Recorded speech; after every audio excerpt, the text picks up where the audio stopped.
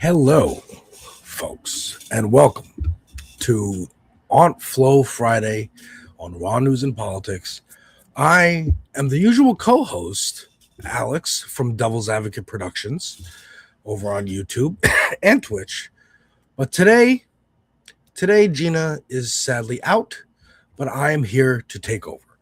Um, Speaking of takeover, let me show you all what I've been doing. Jay-Z had some shows at Yankee Stadium, so I did a reaction to his album, The Blueprint. It's the 25th anniversary of that. I've also had all his other albums, starting with Reasonable Doubt, on a playlist that you could check out. And I also did Nas's Stillmatic. And the reason I made that takeover joke is because the takeover is the diss that Jay-Z put towards Nas and Mobb Deep. And Nas, of course, famously countered with Ether off Stillmatic. This is what I do, okay? I talk about movies, music, TV, and video games on my channel, Devil's Advocate Productions on YouTube and on Twitch. I'll stream games. I'll talk about, make game trailer reactions. We'll cover the Game Awards with my friends, album reactions, movie reviews, video game reviews. And I do this because I love movies and I love entertainment. And I want to highlight my favorite stuff and I want to talk about my favorite stuff. But also, I do this for a particular reason. The right wing has, for a long time, marched forward with the ethos, politics is downstream from culture. Andrew Breitbart said that. You may recognize the name from the demonic website Breitbart.com that gave us Steve Bannon. Yes, I know, misanthropic prophet. It is very random that I'm here. Gina, sadly is out today, but I'm taking over. I got you. It's going to be a long show. I got a lot to talk about. And I lead with, if you're wondering why I'm here, it's because both Gina and I are contributors to this space. This space is a working class collective on YouTube, put together by some great folks, Andrew Ravinsky, Matt Letterhack, Ben Dixon, myself, Gina, Boston Brian, Left of the Box. And we are going live Mondays through Thursdays with live content and syndicated content. It'll be clipped out and posted in the videos. We got shorts. We got live. Like I said, we're live Monday through Thursdays. That's how Gina and I know each other. That's why I am the co-host here. Don't worry, Tim. I got you covered. I got you covered with the news of the week. And I thought we'd start with something a little fun, right? I'm just introducing you to who I am, and I will be doing that after every segment so that Gina knows how to cut this up later, because I have an editor's brain, and that's what we're doing. So first things first, I'm going to cover Trump's speech. We're going to go for that. For those of us who are unfamiliar with you, the 3 p.m. crowd who is just signing in, I appreciate that. Once again, I am Alex of Devil's Advocate Productions on YouTube and Twitch. This is my channel where I have movie reviews, interviews with Jeff Waldorf of Logical Leftist, another contributor to this space where I am a host and Gina is a host. There are like 20 hosts. We are live Monday through Thursdays on YouTube. We are trying to eventually get to a 24/7 leftist working class network where if some breaking news is happening and you go, who's live? Who can I watch? We're going to be live. That's the goal. That's the rule. That's the objective. And, we have interviews, we have guests, had Lindsey Boylan on, friend of the show, who thankfully got rid of Cuomo here in my home state of New York. But I wanted to begin today with something a little fun before we get into Trump's speech and the deviousness there. I wanted to talk a little bit about movies because that, again, is what I do. I talk about movies, music, TV, video games. And this weekend, a big movie is coming out. I might go see it. I'm actually getting interested in it. I had no interest, but much like when Oppenheimer and Barbie came out, and there was a cultural kind of mood to go see both of those movies, the Barbenheimer experience, I got swept up in it. Not enough to go out to the theater, but enough to watch Barbie when it came out on video. And I kind of have that urge with Odyssey, where I might even want to go see it in the theater. But I know that there's a cultural conversation around it. Like Andrew Breitbart said, culture, that politics is downstream from culture. And he kind of mistook that, right? He thought, oh, Hollywood is the one who's making putting gay people in sitcoms and gay people in movies and black people in sitcoms and movies and commercials and interracial couples, normalizing all of this stuff. They're normalizing it, so then we get gay marriage, we get equal rights. Really, it's the other way around. People's moods and tastes change, and so Hollywood caters to those. That's what happens. But if you're confused like Andrew Breitbart or these folks on the Piers Morgan program, you might think otherwise. So there's a lot to do about Christopher Nolan's The Odyssey. These two gentlemen, this is Nerd Erotic, this is Critical Drinker. This dude is the dude whose video it is. What is it? The Birdman. Shout out Birdman. We've got Mark Lamont Hill. I don't know these two gentlemen. And Piers Morgan. All we need is this setup. Let's let Piers ask the question. Agreed to stay here. Now, Victor teed this up by saying at the start, Critical Drinker. The fuss exclusively about the choice of having Lupita Nyong'o, a black woman, African-American actress, playing Helen of Troy was, somehow wrong. That because mythology has her, even though she's not a real person, has her as a white woman, this shouldn't have been the case. What is your view?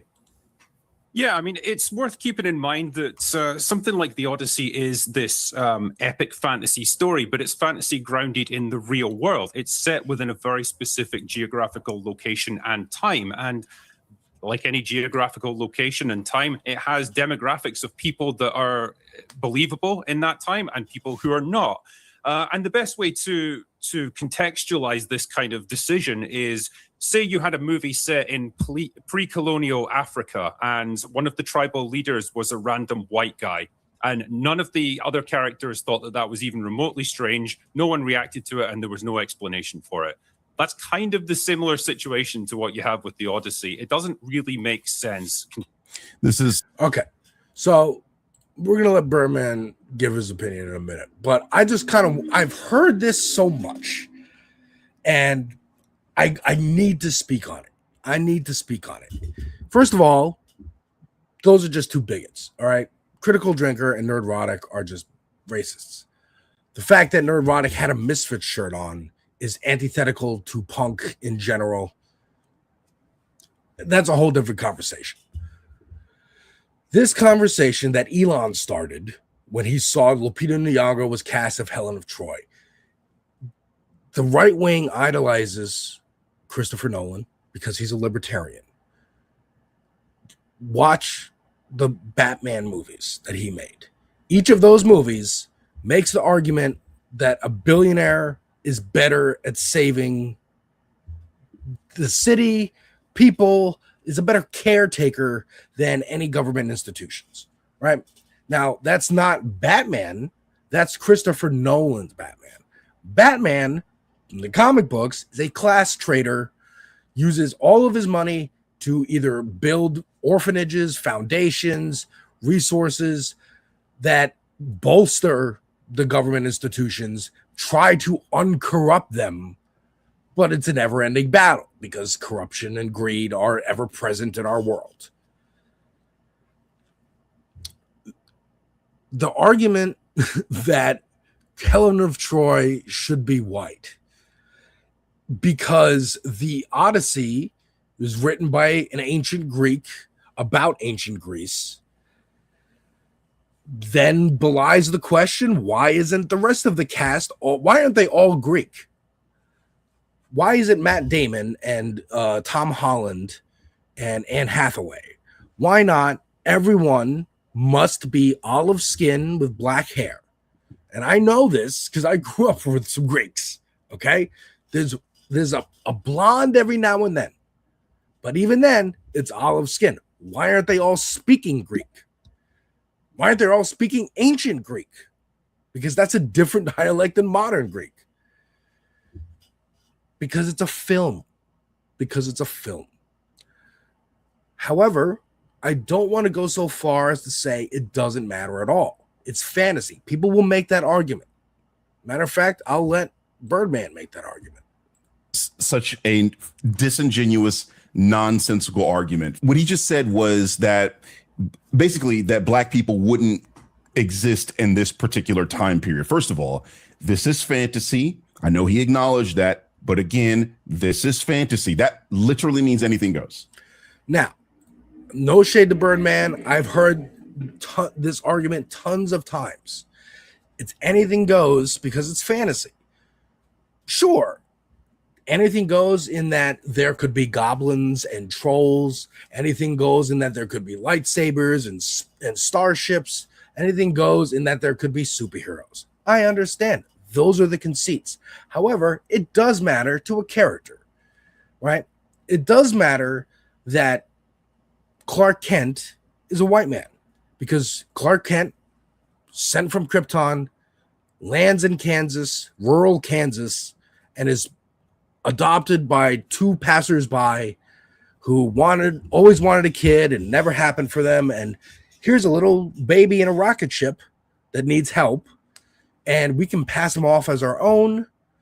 And he will grow up and move to Metropolis and become Superman, right? If that child is black, it changes the experience. It changes the character. He grows up in a rural, right, Kansas and experiences racism for sure. Clark Kent in 1938 would experience racism. Ma and Pa Kent, either you change their race, so they're black, and they're also living in rural Kansas, and that's, again, a story you can tell, but a completely different character. Natch, there is a black Superman. His name is Val Zod from a different universe. There's parallel universes in DC and Marvel. There's infinite universes. That's why there's infinite universes, because a writer has that idea. Hey, what about a black Superman? And they tell that story, but it's a different character. And it's okay, and it works. Same thing with Spider-Man. Miles Morales. He's a different character than Peter Parker, and it matters. It matters because, like, again, black Nick Fury. There's an example for you. Nick Fury is played by Sam Jackson in the Marvel movies, right? That's based on the Ultimate Comics, Ultimate Marvel's version of Nick Fury. Ultimate is a different universe than the mainline Marvel universe. But they never even explain this, but I'm about to point out the reason why you might want to think about why you're changing someone's race or sex and if it serves the story. Because Nick Fury, white guy in the comics, here, I'll pull up a picture of Nick Fury.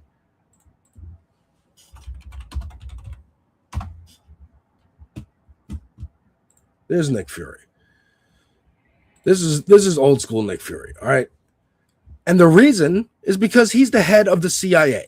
Not the CIA. It's called SHIELD, right? But it is a clandestine international government agency. And that would typically be run by an old white guy. They're not going to trust that to a black guy because we live in a white supremacist society. It matters. It matters that Bruce Wayne is white, that he's a class traitor, a race traitor, because it shows what he's giving up to put his life on the line every day as Batman. He is giving up generational wealth. The Waynes helped build Gotham City. There just isn't, and I mean, like, help build in that they were part of the ship that came over from the old country to Gotham and founded Gotham, right? That's a level of wealth no Black American family has, because Black American families, their origins in this country are as slaves. So a Black Batman would be a different character. There is a Black Batman. His name is Batwing, and he was cool. There are different variants to all these characters. So, all that to say, Helen of Troy, first of all, if I remember my Odyssey, which was a long time ago that we read that in school, Helen of Troy, it's not actually from Troy. She's like an international beauty whose beauty is renowned in all the known world, which is like the Mediterranean, which includes Africa, by the way. And she's stolen by the king of Troy, I believe. That's why there's the war. Like, hey, you weren't supposed to grab this lady. She's supposed to be married off to like the best king. I don't remember. But the point is, she's not from Greece, so she can be any race. Critical Drinker and Nerdrotic are part of an ecosystem on YouTube and Twitch. But this is why I wanted to talk about this. You love the South Park picture on the wall? Thank you very much, Sean. I appreciate that. South Park's one of my favorite shows ever. My absolute favorite. The reason I wanted to talk about this clip is because Nerdrotic and Critical Drinker are part of a problem on YouTube. All right? Set up auto ship delivery. Sorry. They funnel people to the right wing with this outrage. Before the movie comes out, they are saying it's gonna bomb because it's woke, right? Woke, go broke. Elon Musk says it. They all say it. And they follow this line until the movie comes out. And judging by how much money it makes, they either say, well, we knew it.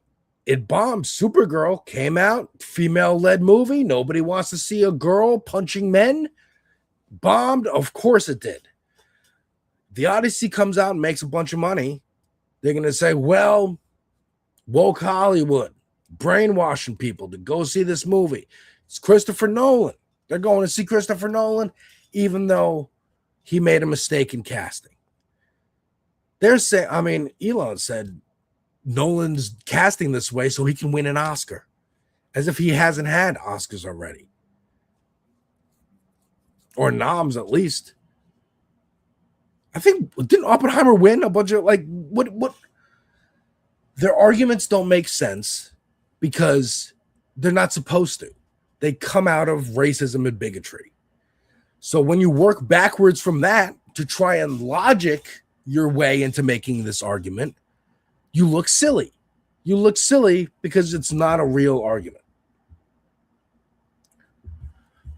It's not a real argument. So I just wanted to point that out. Like, anyone making the argument of why are you race swapping characters,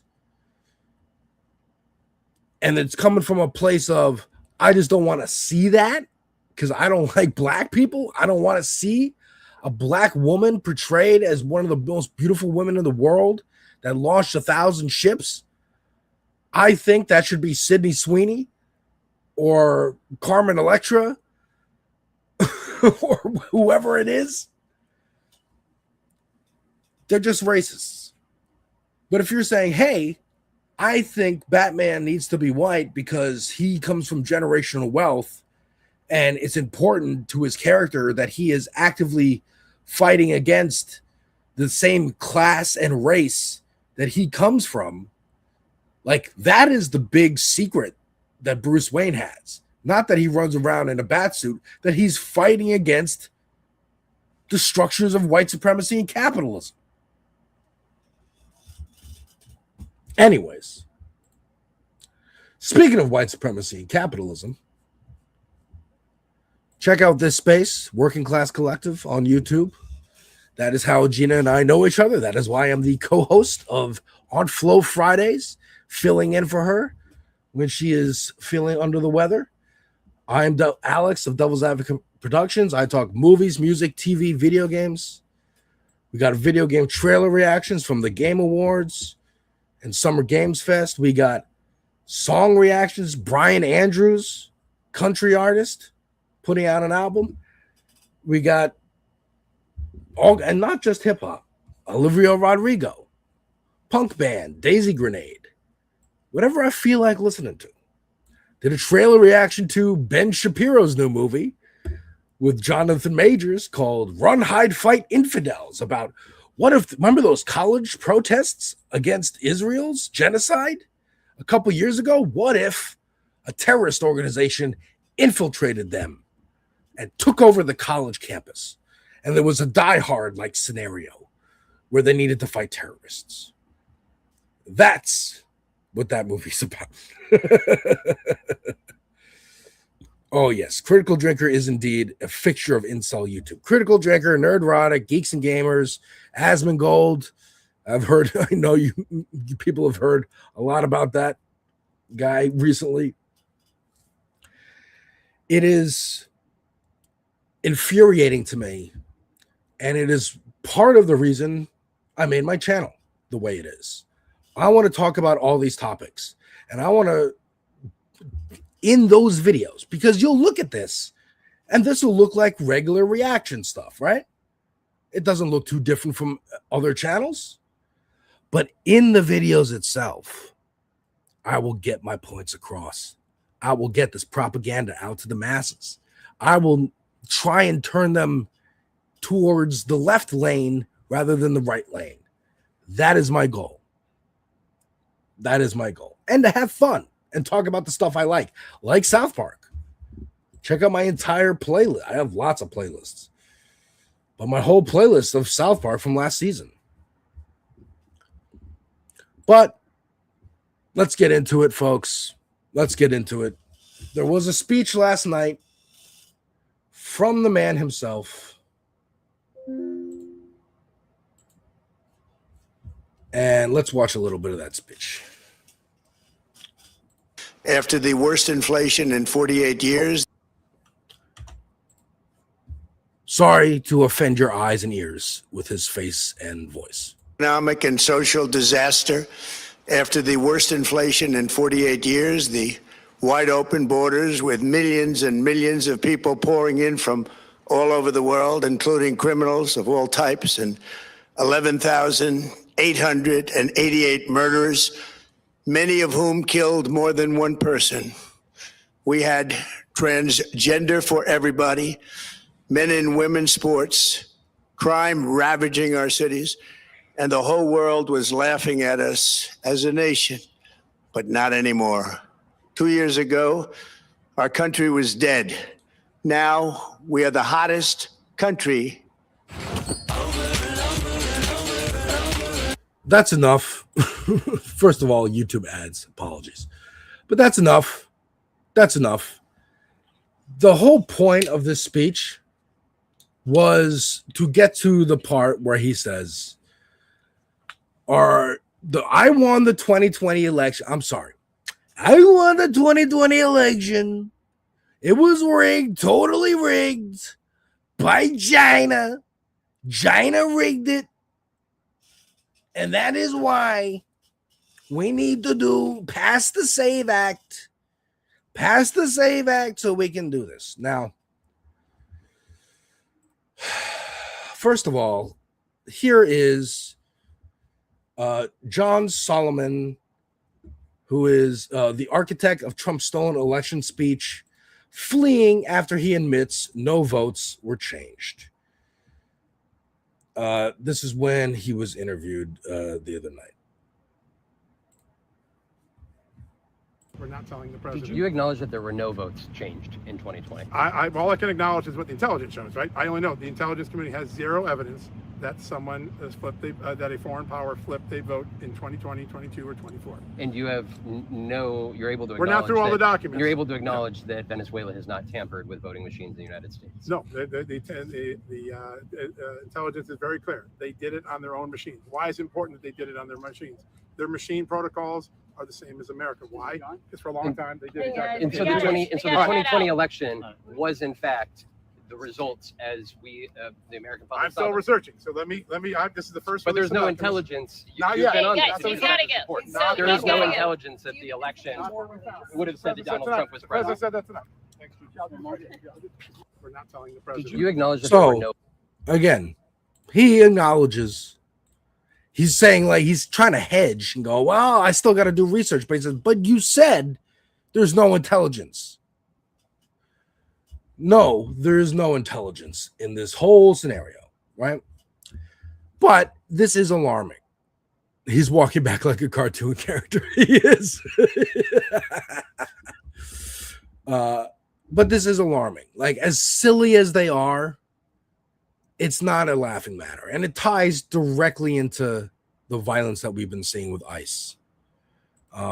This is an article from The Guardian saying Democrats and advocates sound the alarm at Trump rehashing false claims about 2020 election in his primetime address. And I would point out that this is directly tied into speeches that were given by Marco Rubio and Stephen Miller yesterday about violence and radical left terrorism. In one 18-month period between 1971 and 1972, the FBI counted some 2,500 bombings on American soil, a rate of nearly 5 a day. The overwhelming share of that violence came from left-wing extremists. Between 1970 and 1980, 93% of terrorist attacks in the West came from the far extremist left. These are numbers that would shock most Americans today because we've been taught to believe that this kind of political violence, it simply doesn't exist or it's being exaggerated. But it does exist, and we're actually underestimating it. So he picked the cherriest of picked statistics when, yes, the Weather Underground was bombing banks and like robbing shit, you know, to redistribute wealth. And to say, oh, left-wing terrorism is the most important thing for us to worry about.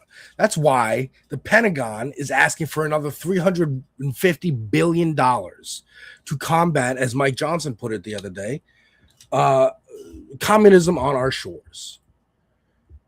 Now, what this really means, in conjunction with Trump's speech, is they are going to oppress the hell out of everyone this election. They do not want elections taking place. There's talk of even not seating the people who won in January. Mike Johnson, just don't confirm them. Don't confirm Daria Lisa or Brad Lander or Quiros in Colorado or Abdul if he wins for Senate. Hey, Mitch McConnell, if you're still alive, don't confirm him. They know that they're unpopular. They know their policies are unpopular. Themselves as personalities are unpopular. And they want, like the rapists they are, want to push through their agendas. Regardless. And they can't do that if people vote them out. So how about we don't vote? How about we don't have midterms? That's the point. That's what they want. And it is scary. It is scary. Because you got, again, here's Stephen Miller. I'm sorry. Again, apologies for showing you his visage and the noises coming out of his mouth. President Trump issued a directive. In our parlance, it's called a National Security Presidential Memorandum, or NSPM, NSPM 7 to be exact, that directs, for the first time in American history, all of our law enforcement and intelligence agencies to work together to disrupt, identify, defund, debank, arrest, and prosecute these political terrorists that are operating in our country.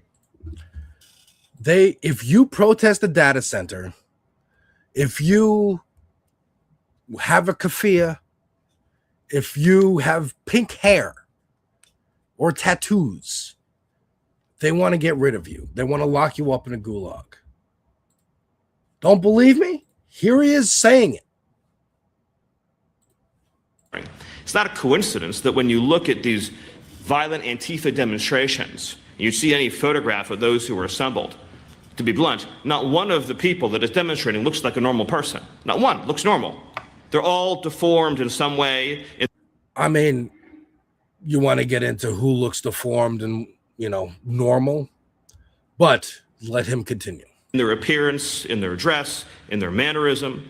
Why is that? Why? If you look at two photographs and you see a normal American street, you see an Antifa protest. Why do the people that are violently demonstrating, why is there not one normal-looking person among them? Every one of them, through the course of their life and their decisions, has scarred their body and their appearance in many different ways, to the point in which their outer appearance becomes a manifestation of their inner hatred. Trust your instincts. To all people and across all civilizations, you know what normal is. You know what beautiful is. You know what good is. You know that families are right. You know what good is. You know what beautiful is. Right? This even ties back to the Helen of Troy thing from the Odyssey. That's why I started with that.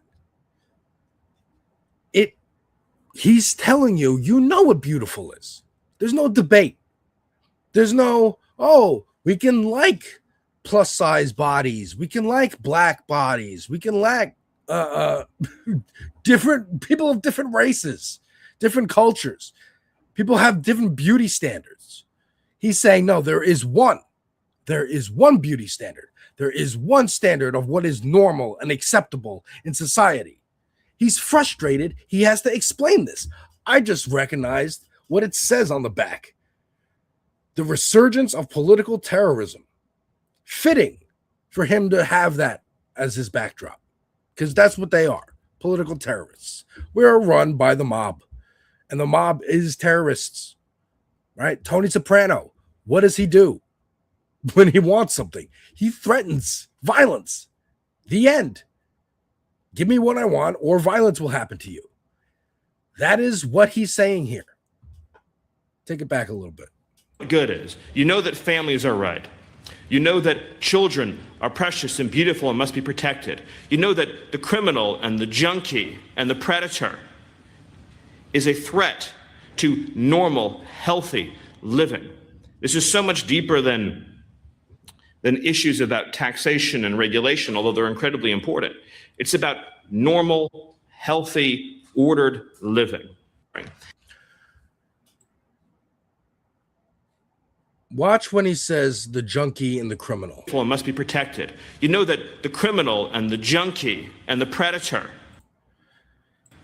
He's like nodding. He's looking. He's trying to make he's trying to signal as hard as he can. I'm talking about the coloreds. I'm talking about people of different color than you. People who, again, or white people with tattoos and have pink hair, but the tattoos aren't swastikas, so you should be afraid. If you have Pete Hegseth tattoos, then it's okay. He is all but saying, we got to get rid of the darkies so that the whites can be safe. And anyone who sympathizes with them. I'm a half black man, half black, half white, half Christian, half Jewish. I'm on the list. I'm on the list. Right? Now, there's people, Candace Owens pops into my head, Dave Rubin, who are part of marginalized communities, black community, gay community, respectively, who think they're safe because they're advocating for this administration and want it to go down. How many times have we heard stories of of off-duty officers getting pulled over by ICE because that officer happens to be black or Hispanic? And they're like, dude, I'm a cop too. I like shooting brown people too. Why are you stopping me? Oh, I'm brown. Uh-oh, the leopard's eating my face. The leopard will always eat the face. It always will, every time. And these are the leopards. This thing. This thing is the leopard. I mean, here's Ken Klippenstein has been doing good reporting on NSPM 7. They want to debank you, defund you, deplatform you. Everything they've ever said and complained about. What's up, Pinker? How you doing? Everything they've ever complained about happening to them is projection. It's projection. They whined and complained about, we're getting shadow banned on Twitter. We're getting debanked. You know where the debanking thing came from? It was when a white supremacist organization tried to pass itself off as a nonprofit organization, and the Obama administration said, no, you can't have nonprofit status. And it wasn't even like Obama himself. It was the IRS. But they thought that was unfair. They want a white supremacist world. And they think that if they got to fix this country, we're going to take it home first. We're going to fix this country. We're going to make it white and right. If you're a white person and you don't agree with them, guess what? You're going to the gulag too. If you don't have pink hair, if you have blonde hair, blue eyes, you're Sydney Sweeney. And you're Sydney Sweeney and you say free Palestine. Guess what? You're going in the gulag too. Or, more worryingly, something like this. The other day, Pete Hegseth announced gender-affirming care for the military. In that, anyone over 30 will have like regular screenings for testosterone, and if needed, you will be given testosterone treatments, which is wild. Side note, I'm watching The Ultimatum on Netflix, dating show, trash TV, and there's a girl on there who's like, yeah, I'm from Texas and my dad owns a testosterone like company. And I'm like, where are they casting from? But Hegseth said we're going to do testosterone. Now, again, this is gender-affirming care. This is what they don't want trans people to have access to, but they want access to it. Hair plugs is gender-affirming care. Blue Chews or Viagra is gender-affirming care. Don't have enough testosterone to get a boner anymore? Well, here's a supplement. Well, that's gender-affirming care. You're at the point where you shouldn't be getting a boner anymore. You shouldn't be having kids. That's why you lose teeth as you get older. But they don't want that. They don't want that. And especially not Jesse Waters. Again, apologies for his visage and what he's about to say. He says you lose your endurance, muscle mass. So, yeah, I want these guys on it. But you know what's going to happen? The guys that don't need it are going to take it to triple boost. Right. And then they're going to get out there. And women on base, you guys better be careful. Port calls, women in Asia, you better be careful. Because these guys are going to be wild animals. And you better watch out. Okay. Low two. You should have held his hand. Yeah, but I don't know if I would have. Oh, Dana. I mean, Waters just can't stop thinking about rape. Like, He's just constantly excited by the idea. Not even about him. Even in his fantasy, he's not part of it. He's just like, women on these military bases or at port cities, you better watch out. They're gonna be animals. Even more so than already the statistics of rape in the military on bases. He cannot exactly, Pinker. He cannot stop imagining what other men are up to. And that's his problem that he is clearly not dealing with. And they're making it everybody else's problem. That is this administration. Again, they are gangsters. What are gangsters but inept, kind of idiot dudes, but who are willing to inflict violence on people to get what they want? Tony Soprano and crew are not geniuses. The Godfather are not geniuses. The Corleone family, they are kind of dumb and just are willing to steal, stick a gun in someone's face and rob a truck. And that's it. That's it. That's the only difference. That's why they're in charge right now, because the Democrats are not. The Democrats are not willing to fight dirty. And I'm not even talking about real legit violence, which they are threatening. I mean, here's Tom Homan literally talking about blood in the streets. This is after the Maine shooting, by the way.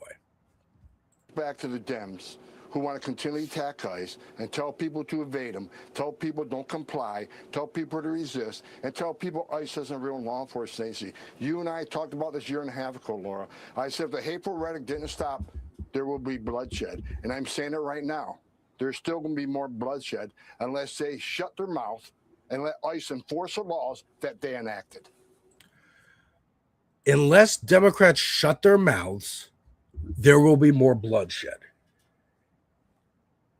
He's saying the Democrat lawmakers are the ones causing ICE to shoot people because they're telling people that ICE is a rogue agency, that it's out of control, and that people are encouraging people to resist. Lawmakers aren't even really doing that. They're giving guidance on if you are resisting, hey, here's how to stay safe. That's the most JB Pritzker's doing. And also, telling Trump, get out. AKA doing nothing. This is all about voting. This is all about voting. And if we still have to do elections, we're going to pressure people to vote the way we want, either by arresting everyone we think is not going to vote for us, intimidating you at the polls. There's going to be soldiers at the polls. Whether it's ICE, whether it's the National Guard, whether it's cops, they're going to try and intimidate you. Or deporting, arresting, killing enough Democratic lawmakers, or not seating them if they win, that the dynamics of the Congress and Senate maintain so that the Republicans are still in charge for the next 2 years and can continue their Project 2025, making this country a white country.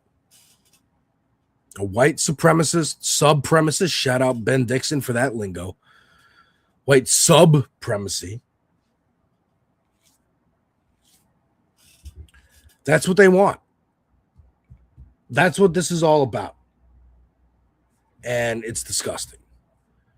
It's disgusting. It's terrifying, but there is hope. Get organized. Get organized.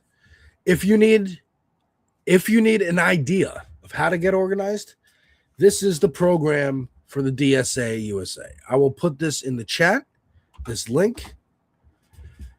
This is the Workers Deserve More platform.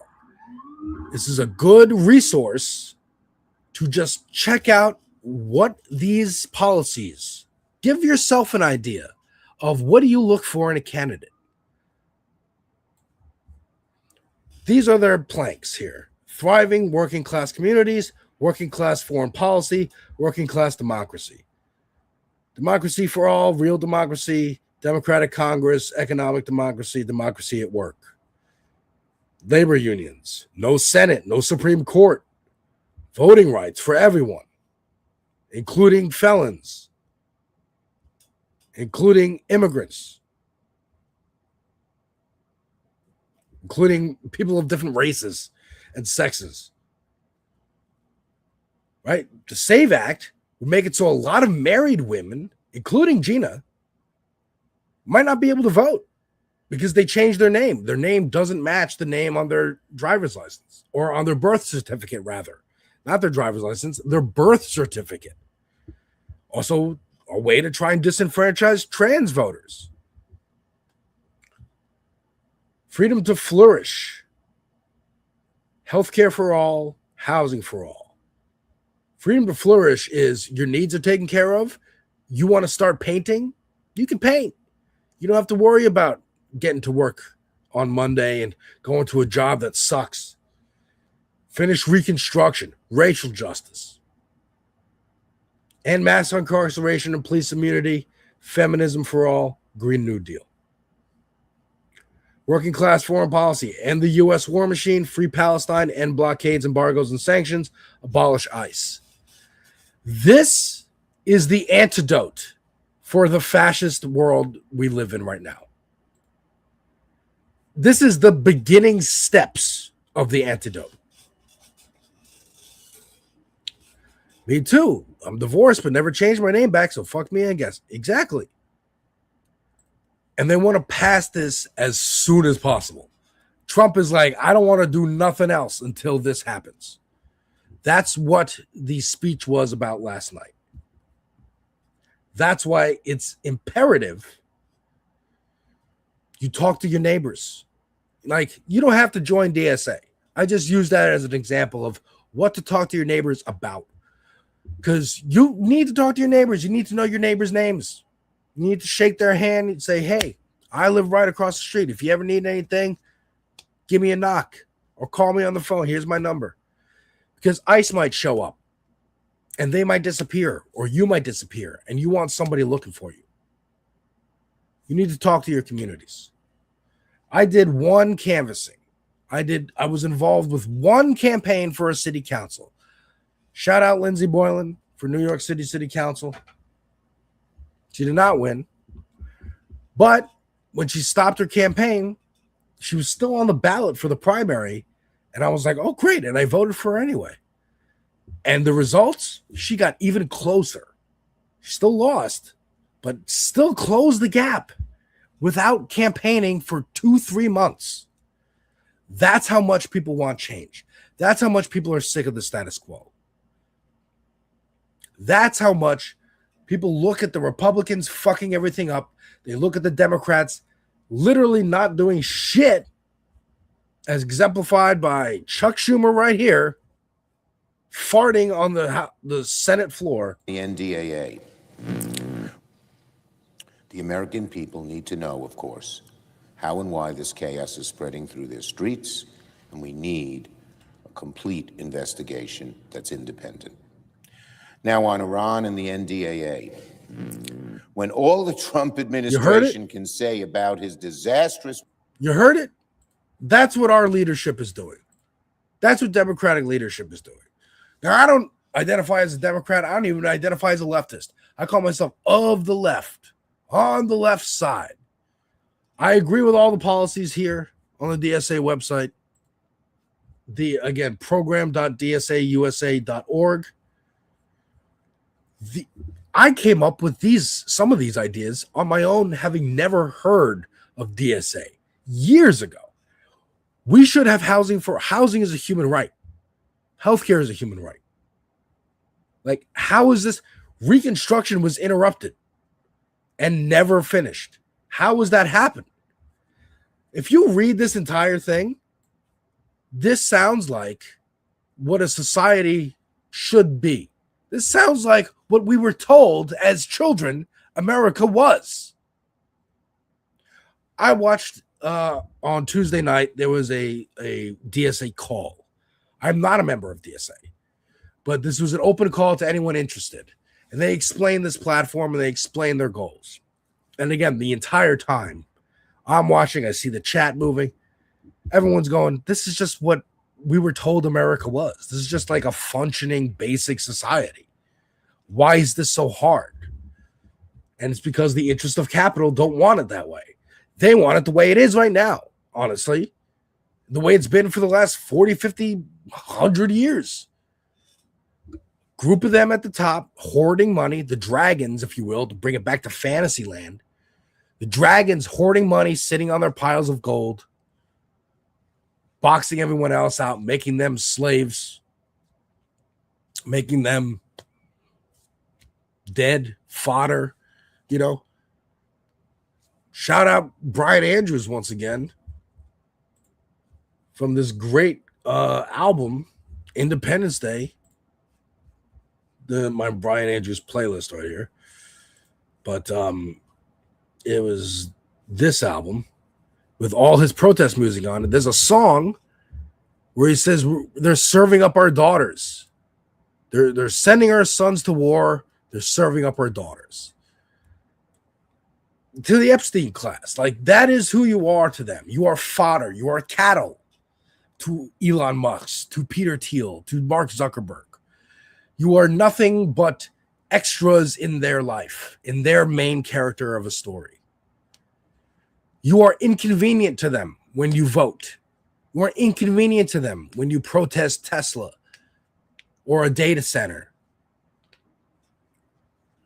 or burn down a warehouse or one of their CEOs is shot on the street in New York.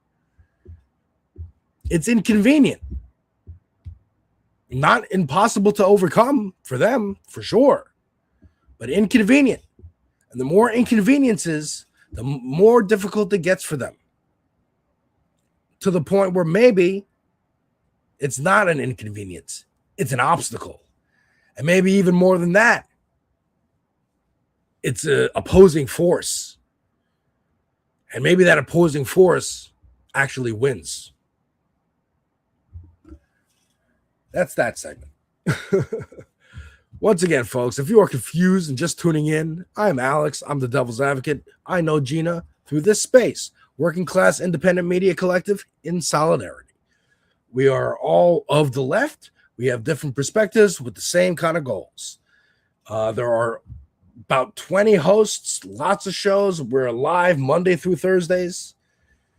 I host Devil's Advocate Productions on YouTube and Twitch. I talk about movies, TV, video games, and music. And I put my politics in these videos. You may come across one of these videos, or your kids, whatever. Maybe you'll come across a trailer reaction for the new Spyro game, or an album reaction for Vince Staples' Crybaby, which I have not been able to stop listening to since I listened to it. It is amazing.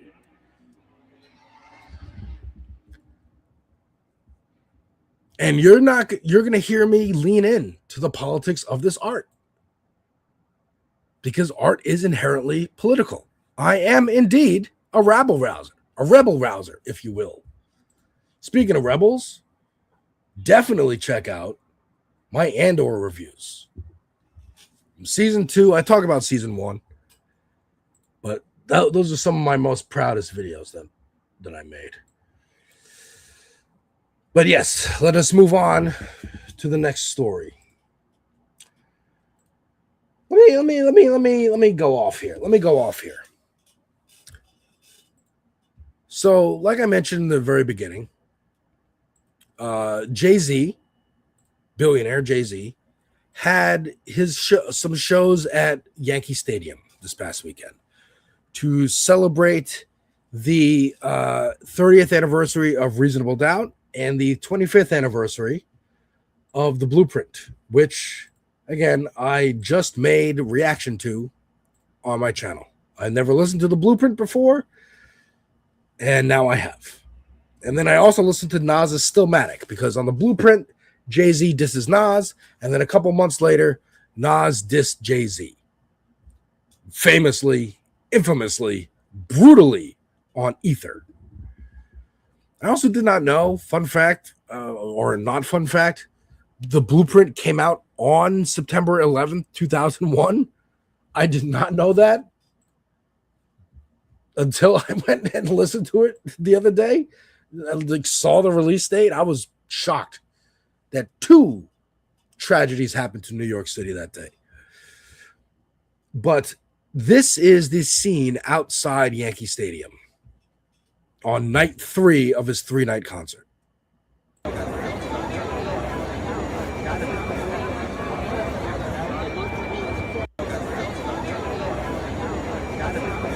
So there was a delay, to say the least. He was supposed to go on at 8 o'clock.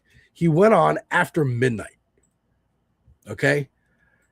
And the reason he gave was, oh, someone was trying to rush the stage and we need to be safe and make sure everyone's safe. And of course, the crowd's just like, yay, whatever, who cares? But they made them wait 4 hours. 4 hours. It looked close to rioting.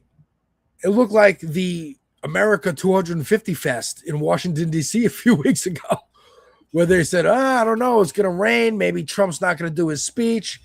Maybe y'all should shelter in place. And they had the shelter in the African American History Museum, which was the most ironic thing for a bunch of white supremacists to have to cower and shelter in the history of Black America. But on the first night, Jay-Z did a little freestyle. And I want to give you a little taste of what I do on my channel right here and break down this freestyle for you, because it's important and it's relevant to capitalism. I'm a target. You ain't, don't miss that target. No exclusive, they only doing what Apple and Walmart did. You shopping at Amazon or you boycott? You posting on Instagram? That's meta, boy. Stop it. So Jay-Z's been criticized recently. Again, 30th anniversary of Reasonable Doubt, 25th anniversary of The Blueprint. He's reissuing these albums, putting them in stores with like extra features or some bullshit on it, right? Like Taylor Swift does, another billionaire. Putting them in stores, selling an old album to you again as a collector's item. Very capitalist of him. And made a deal with Target. Now, Target has been the target of boycotts of the Black community for axing its DEI programs even before Trump like mandated that companies need to do this. So Jay-Z saying, hey, don't boycott Target because you're posting on Instagram and Meta owns that. And you should, why are you buying from Amazon? Because Amazon's owned by a billionaire too. It's selective outrage, he's saying. Let's bring it back. They only doing what Apple and Walmart did. No, let's bring it back to the beginning. I'm a target. You ain't, don't miss that target. No exclusive, they only doing what Apple and Walmart did. You shopping at Amazon or you boycott? You posting on Instagram? That's meta, boy. Stop it. Y'all know Google owns YouTube. You picking and choosing and politicking as usual.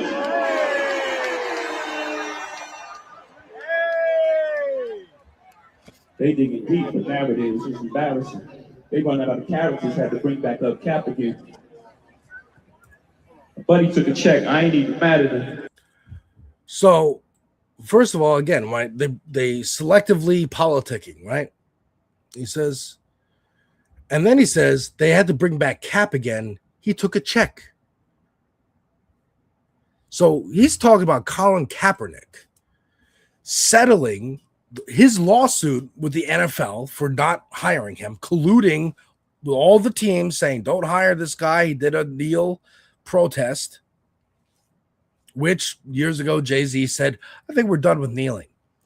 Now he brings up Kaepernick again, saying, hey, he took a check. Maybe it was all about money, actually. I'm not mad at him. This is a capitalist defending capitalists.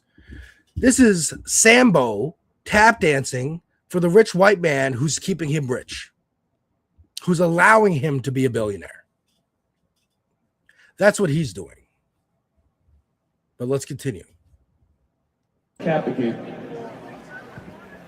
Buddy took a check. I ain't even mad at him. But along with that check, got a sign of non-disparagement. I'm the one they can't control. Y'all better be glad as him. He's saying Kaepernick had to sign an NDA. Kaepernick's lawyers and people familiar with the case said, no, he didn't. He continues to talk about the NFL. People who made the documentary about him say, no, he did not sign an NDA.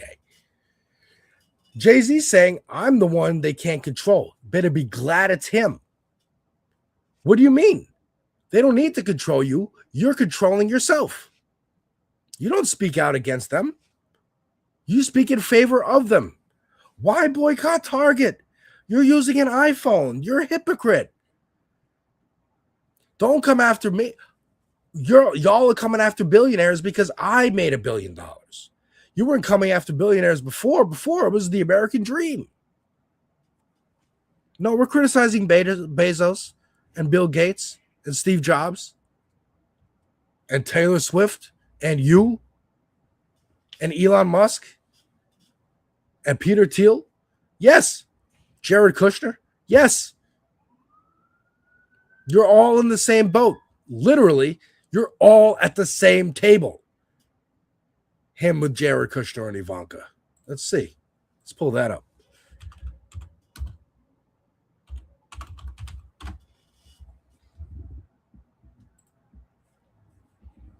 There they are.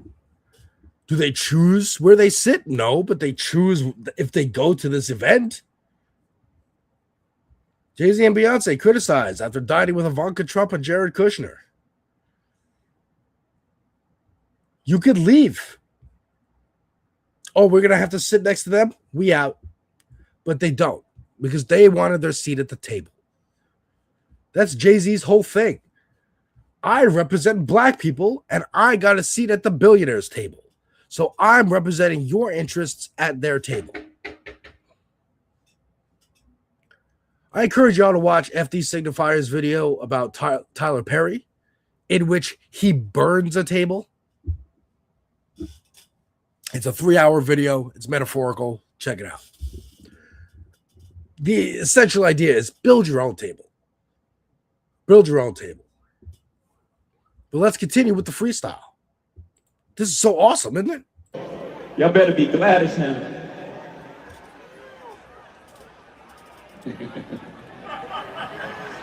Yeah. I'm the one they can't control. You better be glad as him. $500 million back in the community. That's just good math for him. I don't listen to Twitter activists. They type and I laugh at them. There's really no comparison. Y'all check my stats again. I'm bringing folks home to their family. Laws get passed to him. You can like it or not. He don't do no ass kissing. All you do is kiss ass. Your lips are big enough for it. As Nas said on Ether, he called them donkey lips, I think. All you do is kiss ass of Roger Goodell and Jared Kushner. What are you doing? Picking the piece of Gaza that you and Beyonce are going to build a hotel on? Ex-drug dealer, you might not like the packaging, but my presence is the president. My gift is rapping. Oh, shit. So that's it. So he just kind of ends it with like a little present scheme there. But again, check my stats. I'm bringing folks back from jail, right? You got a couple people out of jail, namely your labels, artists, Meek Mill, Lil Wayne. You helped Lil Wayne stay out of debt. Okay, you helped your friends with the money you made. Kaepernick is actually trying to help the community. Now, Kaepernick's also getting into like this AI crypto shit, which Get the fuck out of here. So is Nas. Get the fuck out of here with that. Okay? One of my favorites is Eminem. A couple years ago, him and Snoop Dogg with the NFTs. Get the fuck out of here with that. That ain't helping nobody. I remember Spike Lee advertising NFTs and crypto on like a Super Bowl ad with Larry David. Bro, why is Nas slacking? The Culture Needs Ether Part 2. Nas was on stage with him. They buried that beef. Matter of fact, that's the picture I used for my clip out of Ether on my channel. Of them on stage together. Because I thought it'd be funny.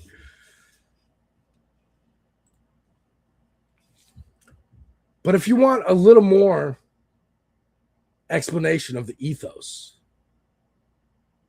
of that, I have some for you. This is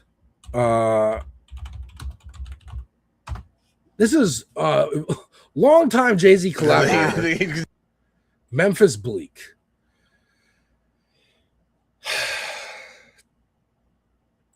Yayo was up here. The lie is more. Hang on. So Memphis Bleak, I only know because I've been listening to Jay-Z albums on my channel, and this was an interview he did on Power 105, and he starts out by saying, "A lie is more entertaining than the truth." And homie right here with the red hat is kind of bringing up, like, you know, the constant criticism of, hey, Jay-Z's a billionaire. There's no ethical way to be a billionaire. And watch how angry Memphis gets. Now, Memphis, again, has no career without Jay-Z. Definitely not now. Maybe 20 years ago, you had like your own albums or whatever. And right now, since then, you are the guy who features on these songs that Jay-Z made. And now that he's like back out making an album, I think Jay-Z is going to make a new album soon. He's like, hey, it's my time to shine again 20 years later. So believe when I tell you, I'm warning you, the dick writing in this clip is of epic proportions. The lie is more entertaining than the truth, bro. Okay. No matter what you say, man. Like, the truth came out about them fouls and all that. They still run with it. Yo, homie in this and homie in that. It's like, What about the Target the deal? lawyer shot down. Don't talk to me about that. I don't give a fuck about that activism shit. I don't give a fuck about that activism shit. Now, the reason I'm playing this clip is because Memphis is not as slick with it as Jay-Z is. Jay-Z did a GQ interview a couple months ago. I talked about that over on this space, where he was saying, like, again, people only criticize billionaires when I became a billionaire. Why is that? It was the American dream. Nobody criticized Jeff Bezos or Steve Jobs or Bill Gates. But as soon as a black man gets it, then it's a problem. It's like, no. They've all been criticized. You just didn't hear it because you weren't paying attention. Because you didn't care. You didn't care. You want to be them. You want to be them. And the criticism you're getting is specific. It is from the black community saying, we made you and you're not helping us. You are siphoning our money. You are selling Reasonable Doubt and The Blueprint again in Target, specifically in Target, where the black community has chosen to boycott. You are helping out the CEOs and the board members of Target by hyping up, hey, go to Target and get my albums that you got 30 years ago. Or, hey, kids, are you just becoming a rap fan? Are your parents not talking to you about how great Jay-Z was? Go to Target as a family and get these new versions of Reasonable Doubt and The Blueprint.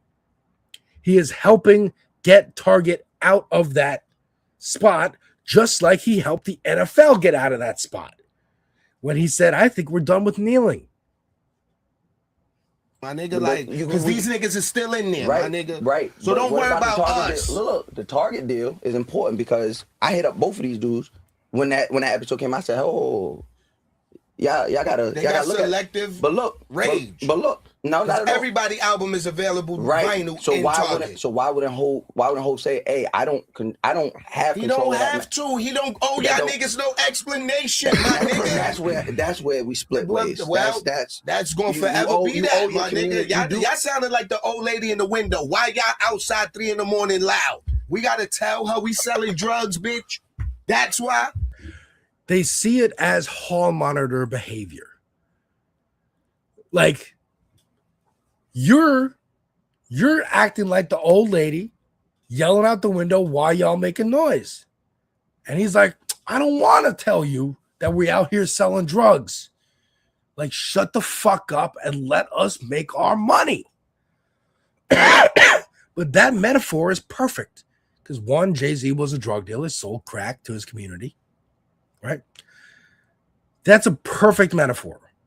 Because you out there selling crack, not helping the community you're a part of, not selling, let's say, selling a bunch of paintings or that you guys made together, or you guys, let's say, cooked a bunch of food and are helping people who are less fortunate and can't afford food feed their families, feed themselves. And maybe you're selling it, make a little money, fine. You're selling it for cheaper than it would be to go to the store and get it. But you use the example of selling drugs, which actively harms the community, especially crack. Like, ain't nothing noble about being a crack dealer at all. Weed, I'd even argue like coke, mushrooms, acid. Those should be legal. Heroin to an extent. Maybe crack, but like regulated, heavily regulated, at least those two. The other ones, regulated, like alcohol is regulated. And crime will go down. Addiction rates will go down.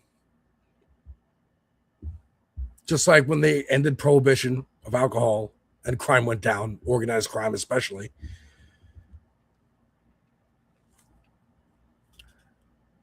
That is the argument he's making, is that, I mean, let me just let him keep talking because it's a pretty amazing clip. Drugs, bitch. That's why. No, I don't. The fuck? I don't Come get the on, I don't get the man. correlation there. She want to know why we outside late doing what we do. You want to know why he did what he did. We owe none of y'all no explanation. We selling drugs, No. bitch. The difference is you didn't, unless you paying that old lady rent or whatever the case may be. He not paying your rent. Right. Right. So he's even using that example and being like, okay, fine, weird metaphor, but okay.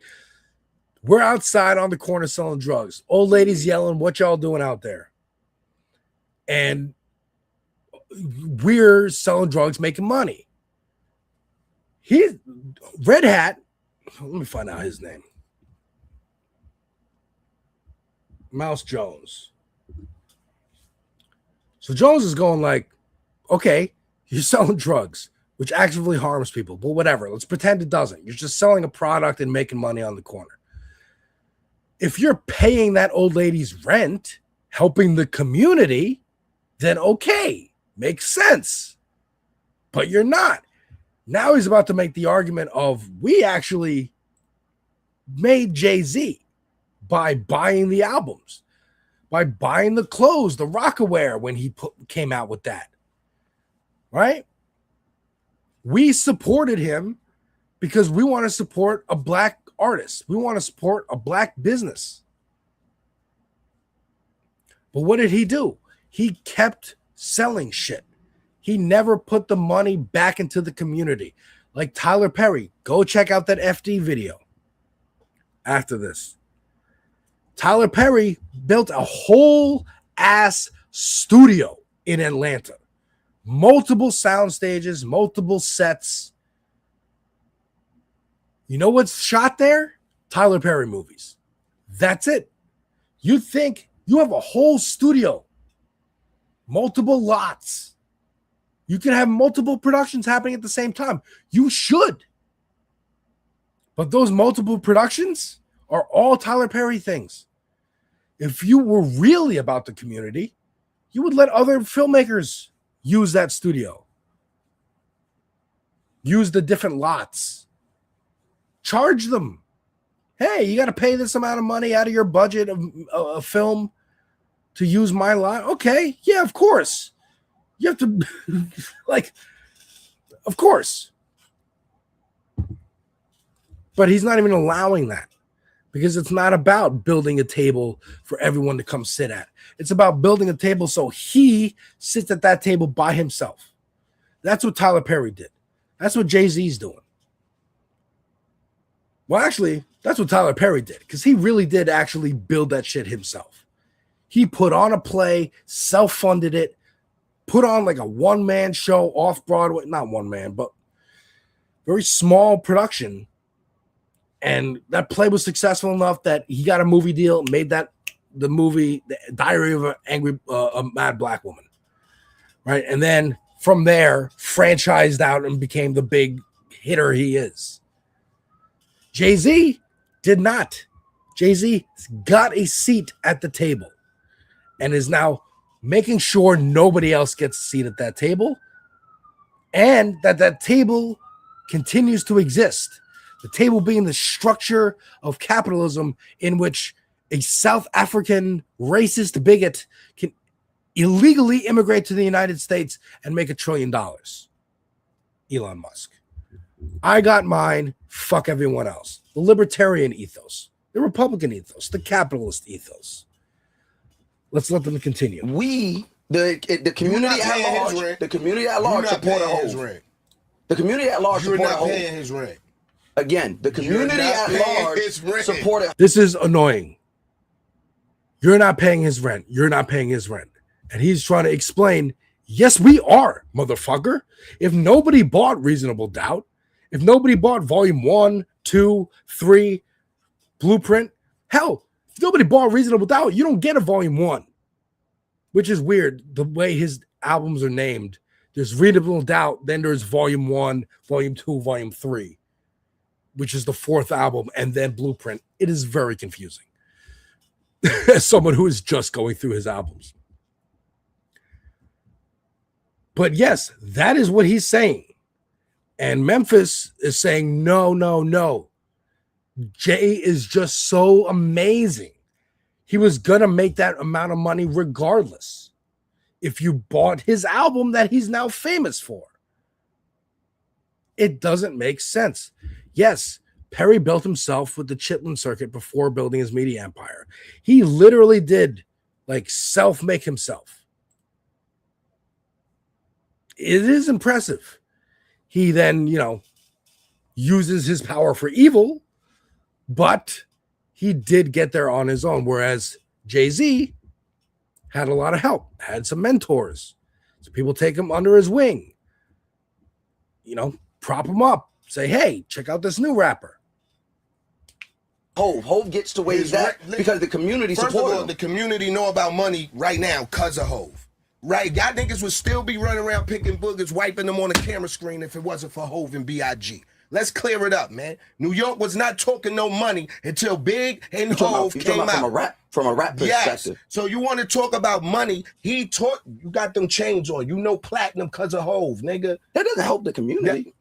It doesn't help the community. No, hold on. How that doesn't help the community? That doesn't help the community. How to get money.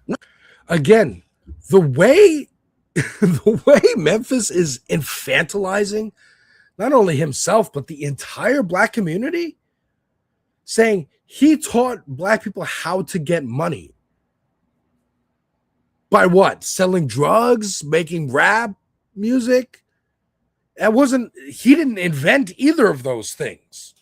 He didn't say, hey, by the way, I just got back. Hey, Black community, I just got back from a summer camp where I learned that you could rap and make money. It's not like Rakim, NWA, Snoop Dogg, the fucking Sugar Hill Gang existed before. Jay-Z's mentor, Jazz O, which is also just a hilarious. Did you literally not creative enough to think of like a name for yourself that isn't a switch up of your mentor's name? I just learned that too. Black people are so inept that Jay-Z had to come. You'd still be picking your noses and wiping them on cameras if Jay didn't say, hey, sell crack. Hey, make rap music. Buy this Rockaware. Look at how frustrated he is. Hold on. How that doesn't help the community? That doesn't help the Y'all niggas how to community. get money. No. Y'all niggas wasn't worrying about getting money. Y'all niggas was wearing motherfucking Dickie suits. You was wearing Carhartt jeans. You was walking around with farmer jeans. Niggas ain't teach you how to get fly and go to them board meetings to get that back. Important what he said. You were wearing these clothes that I don't consider to be cool or stylish or whatever, right? You were wearing Carhartt suits and this and that.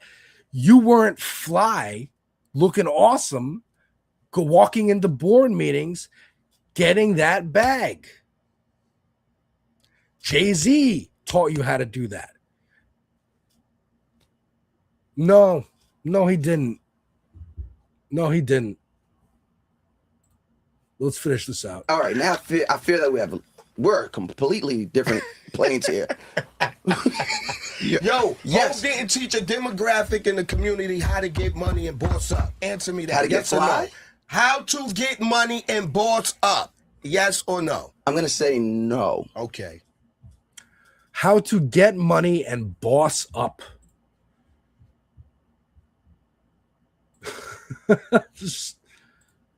What does that mean? What does that even mean? Boss up. Puffy thought he could do that. Puffy also had a line of clothes.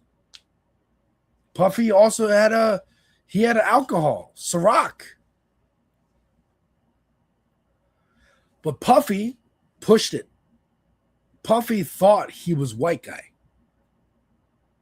He forgot that he was a black man. He was demanding certain amounts of money, and the other alcohol distributors around the world were like, who the fuck do you think you are? And clipped his fucking wings. Jay-Z knows how to play nice. That's what he's doing. And his guarantee to the other billionaires is, if the black community gets uppity, they start boycotting you, Target, they start boycotting you, NFL, I can convince, let me talk with them for a minute. Let me just chit chat. Give me an interview. I can convince them to come over here. I can convince them it's not that serious. It's not that serious to boycott Target. It's never going to work. Now, I might agree with hey, boycotting giant corporations might really not work. Because especially when these corporations are monopolies and you only have those options. However, warehouses burn down. Things happen. And it's very embarrassing. Jay-Z is doing this. I'm guarantee the reason he's doing this. Not only is it the anniversary, but he's trying to hey, remember me? I'm Jay-Z. I'm here. You love this music. Reminding everybody how much they love him. Same with Beyonce. Hey, I'm married to Beyonce. Yes, she's been out there making Cowboy Carter and doing all those things, Lemonade, whatever, which is about me cheating on her and her not leaving despite her being the independent woman and the single lady. Remember how much you love me when these left-wing politicians are out here talking about sharpening guillotines coming for the billionaires. You don't want them to come after me, so you better not vote for that. You better listen to Jim Clyburn. You better listen to the Black Caucus, who do not give a fuck about black issues.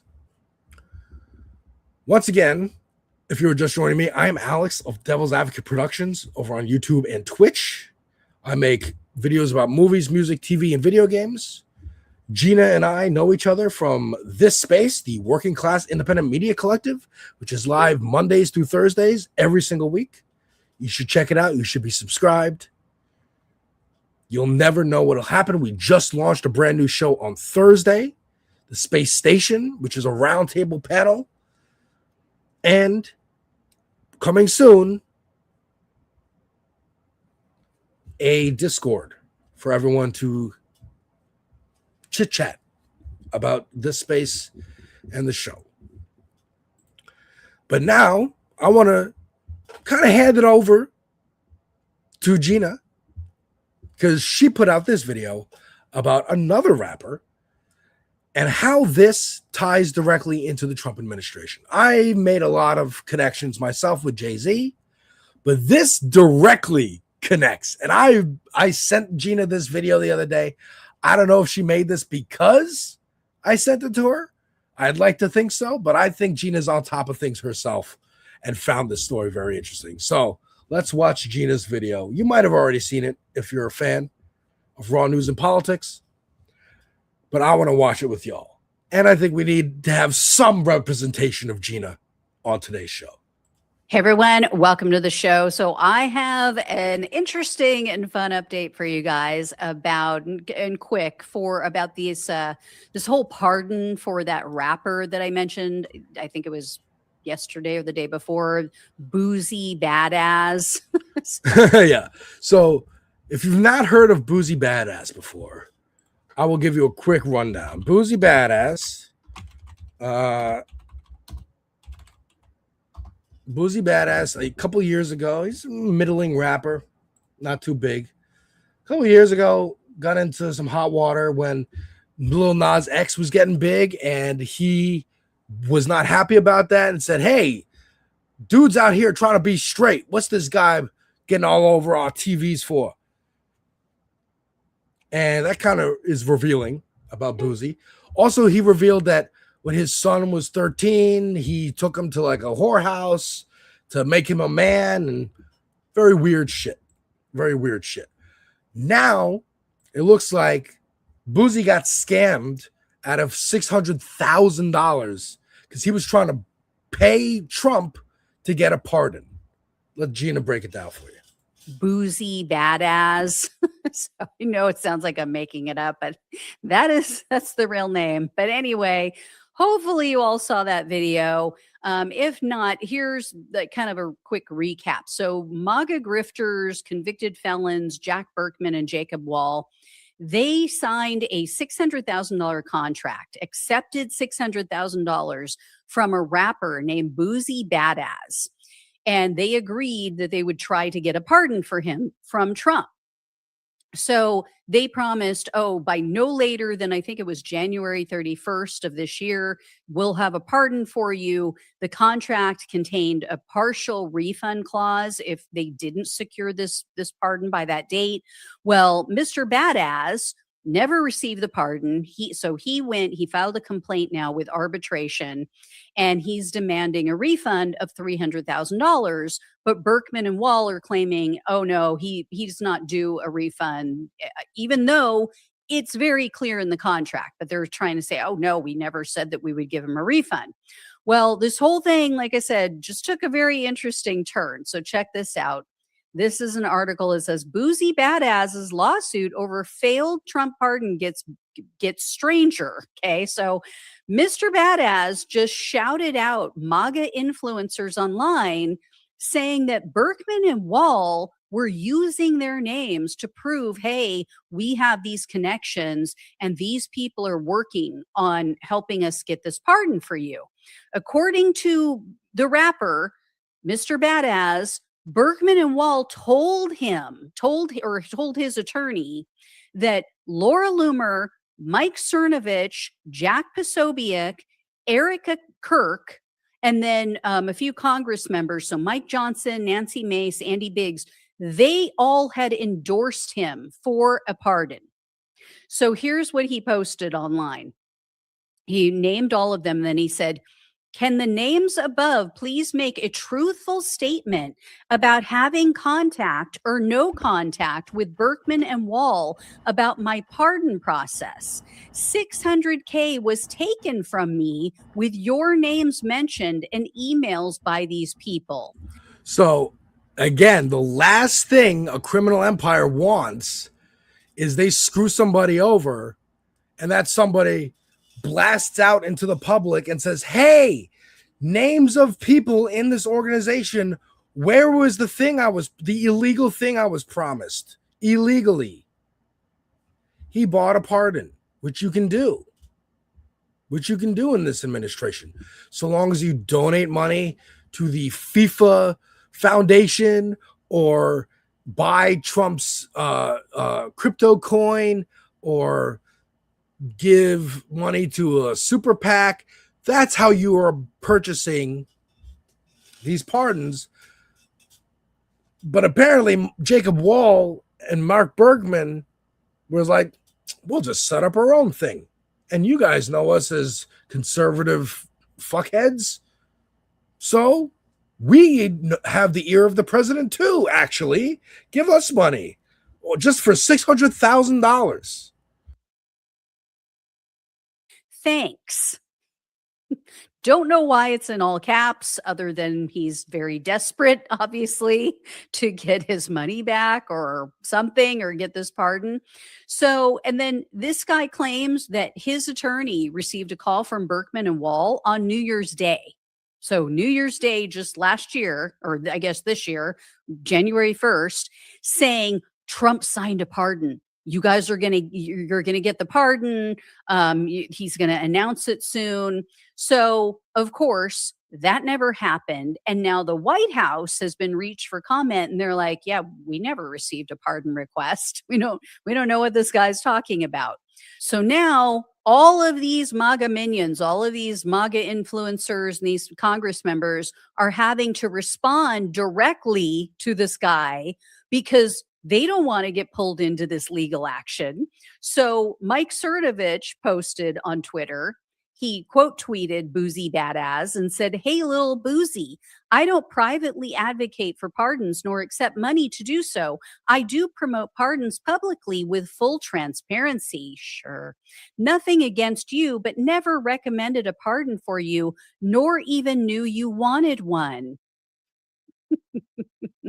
And then Laura Loomer also, she replied directly to Mr. Badass, and she made, it's either the most uninformed statement or the most false statement ever. So here's what she wrote.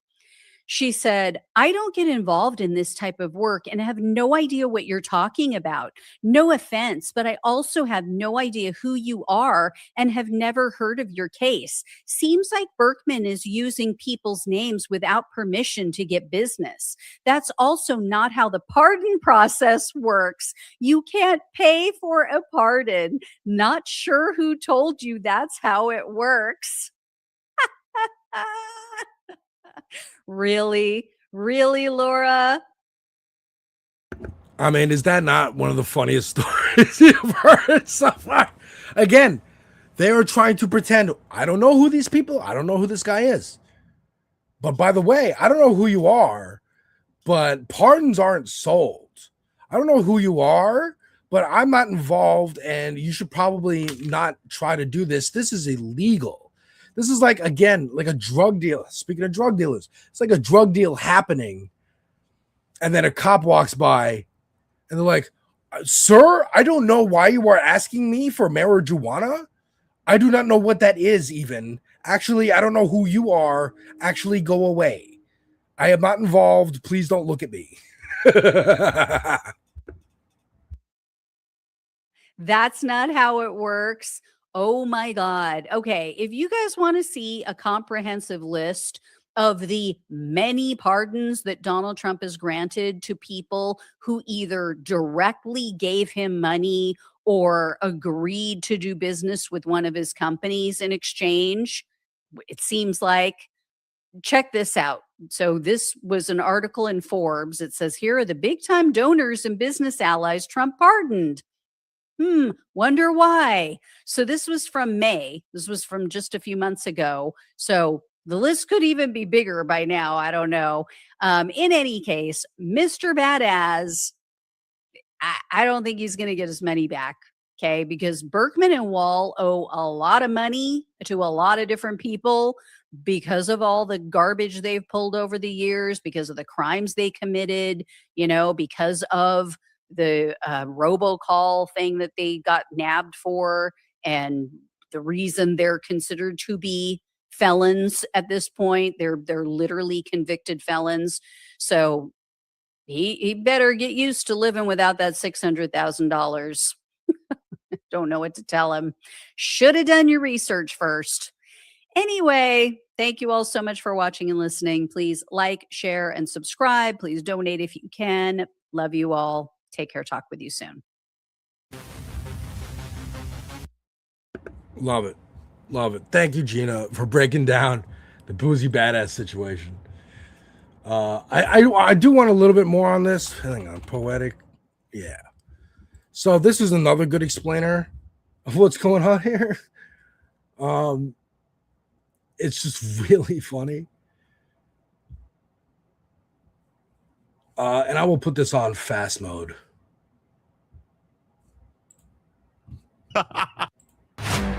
Because it is a bit of an explanation.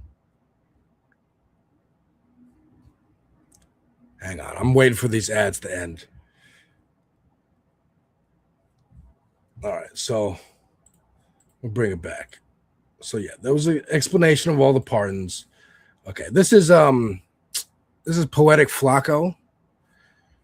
He makes really good videos. We might watch another one actually. But yeah, this is kind of the breakdown of like how Boozy got involved and what the contracts look like and whatnot. I'm gonna put this on let's put this on 1.25 speed. Have had several clients that they helped get pardoned. So Boosie was almost confident that these were the guys who could get him a pardon. So they came to an agreement with Boosie where Boosie would pay them $600,000 for consultation. So the scope of services that Boosie paid for is a consultant is retained by client Boosie, Torrance Hatch, to provide exclusive strategic advisory and advocacy services for the sole purpose of seeking and securing a full presidential pardon for the charges to which client has pled guilty in a matter of United States versus Torrance. It's a gun case, like you guys know, okay?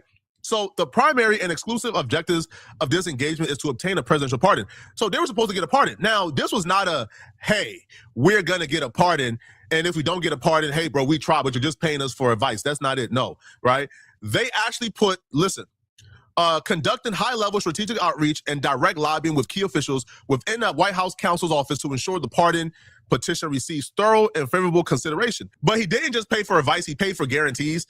So this was signed September 25th, a month after Boosie pled guilty. They had until January 31st. Now, this is a typo right here, by the way, because this was signed September 25th, 2025. This is supposed to say January 31st, 2026. But the agreement was, I guess this is like a rough draft that was later like edited and remanded. But the agreement was they will give Boosie a pardon by January 31st, 2026, whichever occurs first, okay? The pardon, close of business days, or January 31st, 2026. Now, if Boosie does not get the pardon, they would offer Boosie a refund. So it says right here, if a full presidential pardon for the matter is not secure for the client by close of business on January 31st, again, this will say 2026, consultation shall refund $300,000 to the client. The refund is conditioned upon the following procedure. So they would keep $300,000 for themselves because they did the work and they contacted the proper officials and they went through and did everything. But if they cannot secure the pardon, you would get $300,000 back, which I'll be real. If you have a criminalistic mind, this is like the perfect business to be in. I could charge people $50,000 to get them a presidential pardon, but I'll say, hey, you give me $50,000 for me to do the work. And if you don't get the pardon, you get only $25,000 back. I could take people money all day and just give them half the money back once the time frame is over and do no work at all. I don't know why anybody would agree to this. I'm in the wrong business, man. That's like a guaranteed jug, bro. Take money all day and refund half. That's about it. So, the refund will be under certain conditions. The client must submit a written request for the consultant for the refund. Consultant shall return the funds within 3 business days of receiving the client's written request. The funds shall be transferred via bank wire to a bank account designated in writing by the client. The payment schedule, the entire retainer fee of $600,000 is due in full. So he pays $600,000. Now, here's the thing. Boosie pled guilty in August. Boosie's sentencing was pushed from November to January. Boosie was ultimately sentenced, I think, January 13th. After Boosie was sentenced, he never received any jail time. He received a suspended sentence. So he got probation plus a suspended sentence that kept him out of jail. So January 13th, Boosie found out, okay, he didn't have to go to jail, but he still has $600,000 of his money out there for a pardon that had not come yet. So once the deadline of January 31st had passed, Boosie then put in the refund to get his $300,000 back. But these criminals told Boosie, but we can't give you back the money. We can't give you back the $300,000, even though that's what the contract says, even though that's what we agreed upon. And you know why they can't give Boosie back the money? Because according to them, due to overturned costs, we are effectively bankrupt, right? The company is bankrupt. So they just declared bankruptcy so they didn't have to pay him back. Like, that's the shuck and jive. That's the criminality. That's the reason there's no such thing as ethical billionaires. Because these motherfuckers are trying to become billionaires. That's what they're trying to do. They're playing with laws. I declare bankruptcy. Can't give you the money. Sorry. Guaranteed scam. Guaranteed scam. Love it. Just fucking hilarious. It's hilarious when bad guys get scammed too. So that's the Boosie story. And like I said, we're going to go a little long today. I got a lot more stuff, a lot of clips pulled up. And, Gina's not here. You got a little Gina for, we're watching her video. But because she's not here, you get a little extra bit of me. And yeah, that's the Boosie story in development. Let's see how it turns out. Posobiec and Laura Loomer all said, "Oh, I don't know who you are, but you shouldn't try to buy a pardon. That's a no-no. That's illegal. That's wrong to do." By the way, if you don't know who I am and you're just tuning in, hi, I'm Alex. I am the Devil's Advocate of Devil's Advocate Productions over on YouTube. I talk about movies, music, TV, video games, whatever I feel like talking about. And in those videos, I talk politics because art is inherently political. I have a lot of videos, man. If you scroll all the way down, I got Kanye on here. If you want to see me rant about Kanye and Jay-Z, watch my Kanye and Jay-Z album reactions. Go all the way down. Oh, man. I've been doing a lot this past year and change. My South Park reactions, Silk Song coming out, Bob Vylan, when Glastonbury censored him on the BBC, Kneecap, their new album, Ben Dixon, the very first interview I did when I joined this space, partially founded by him and Letterhack and Andrea Ravinsky. Got a lot of this spacers in the chat. What up, Etch? What up, Pinkerbell? What up, Latino Mafune? His name is pronounced Bussy. As Mike Figueredo of Leftist Mafia, which also airs on this space. The reruns air on this space. That's what we do. That's how we know each other. That is why I am the co-host and the fill-in host for Gina on this channel. I encourage y'all to watch my Andor reviews and Daredevil, but like any of my movie reviews, video game reviews, rather than trailer reactions, that's where I put some effort into like editing the videos and making them really good. Look at this.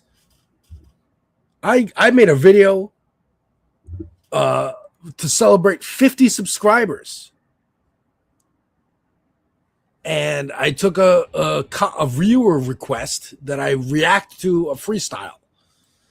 So you'll never know what happens when I hit 1,000, because now I have like 850 subscribers. I got 800 in like a year. My first album reaction, GNX. My first video, my real first video, Joker 2, Folie à Deux. And then I have some videos from before I really started consistently putting out stuff. The thing that has the most views still on my channel is this Armored Core 6 announcement trailer reaction from the Game Awards with 8.9 thousand. But I have a playthrough of Resident Evil 2 on here. I have a little bit of gameplay from me playing Sekiro when that came out 7 years ago. Oh my God. Harley Quinn and the Joker. I always, whenever I get a new Tekken game, I make the Harley Quinn and Joker characters. Fall Guys. So yeah, there's a lot of stuff on my channel, folks. But before I get into the next segment, matter of fact, you know what? Again, it's my show today. On Flow Friday, featuring Devil's Advocate reactions. Devil's Advocate Productions. Let me give you a sample. Let me give you a sample of one of my old videos, the Sekiro video, while I go to the bathroom. Check it out.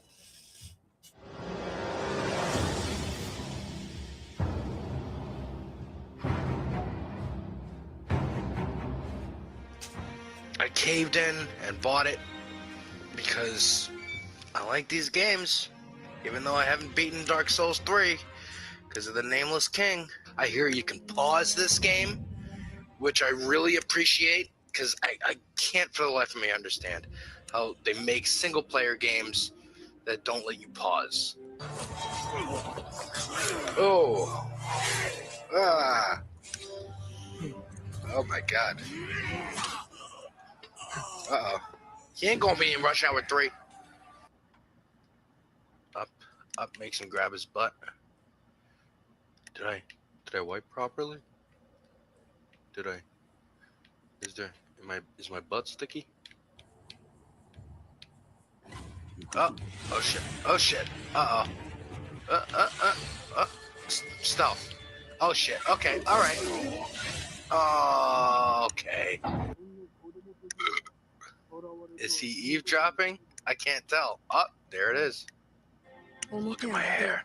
It looks like a vegetable.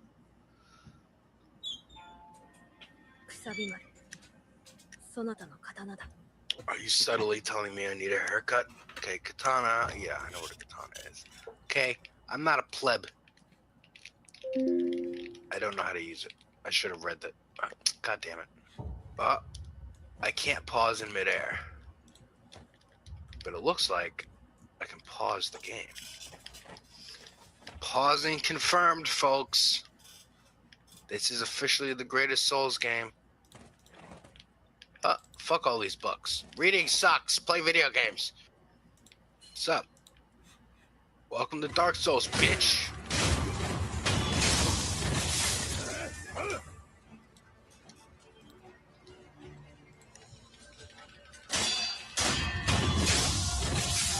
Eat it. Eat it. Wait, can I pause? I can pause. Oh my God, this is the ultimate test of if you can pause. Thank you, fucking God, for the ability to pause the goddamn game. It's single player. Why should I? This shouldn't even be a question. Oh, cool. Okay. Got him. He's dead, right? Yeah. Am I dead? Okay.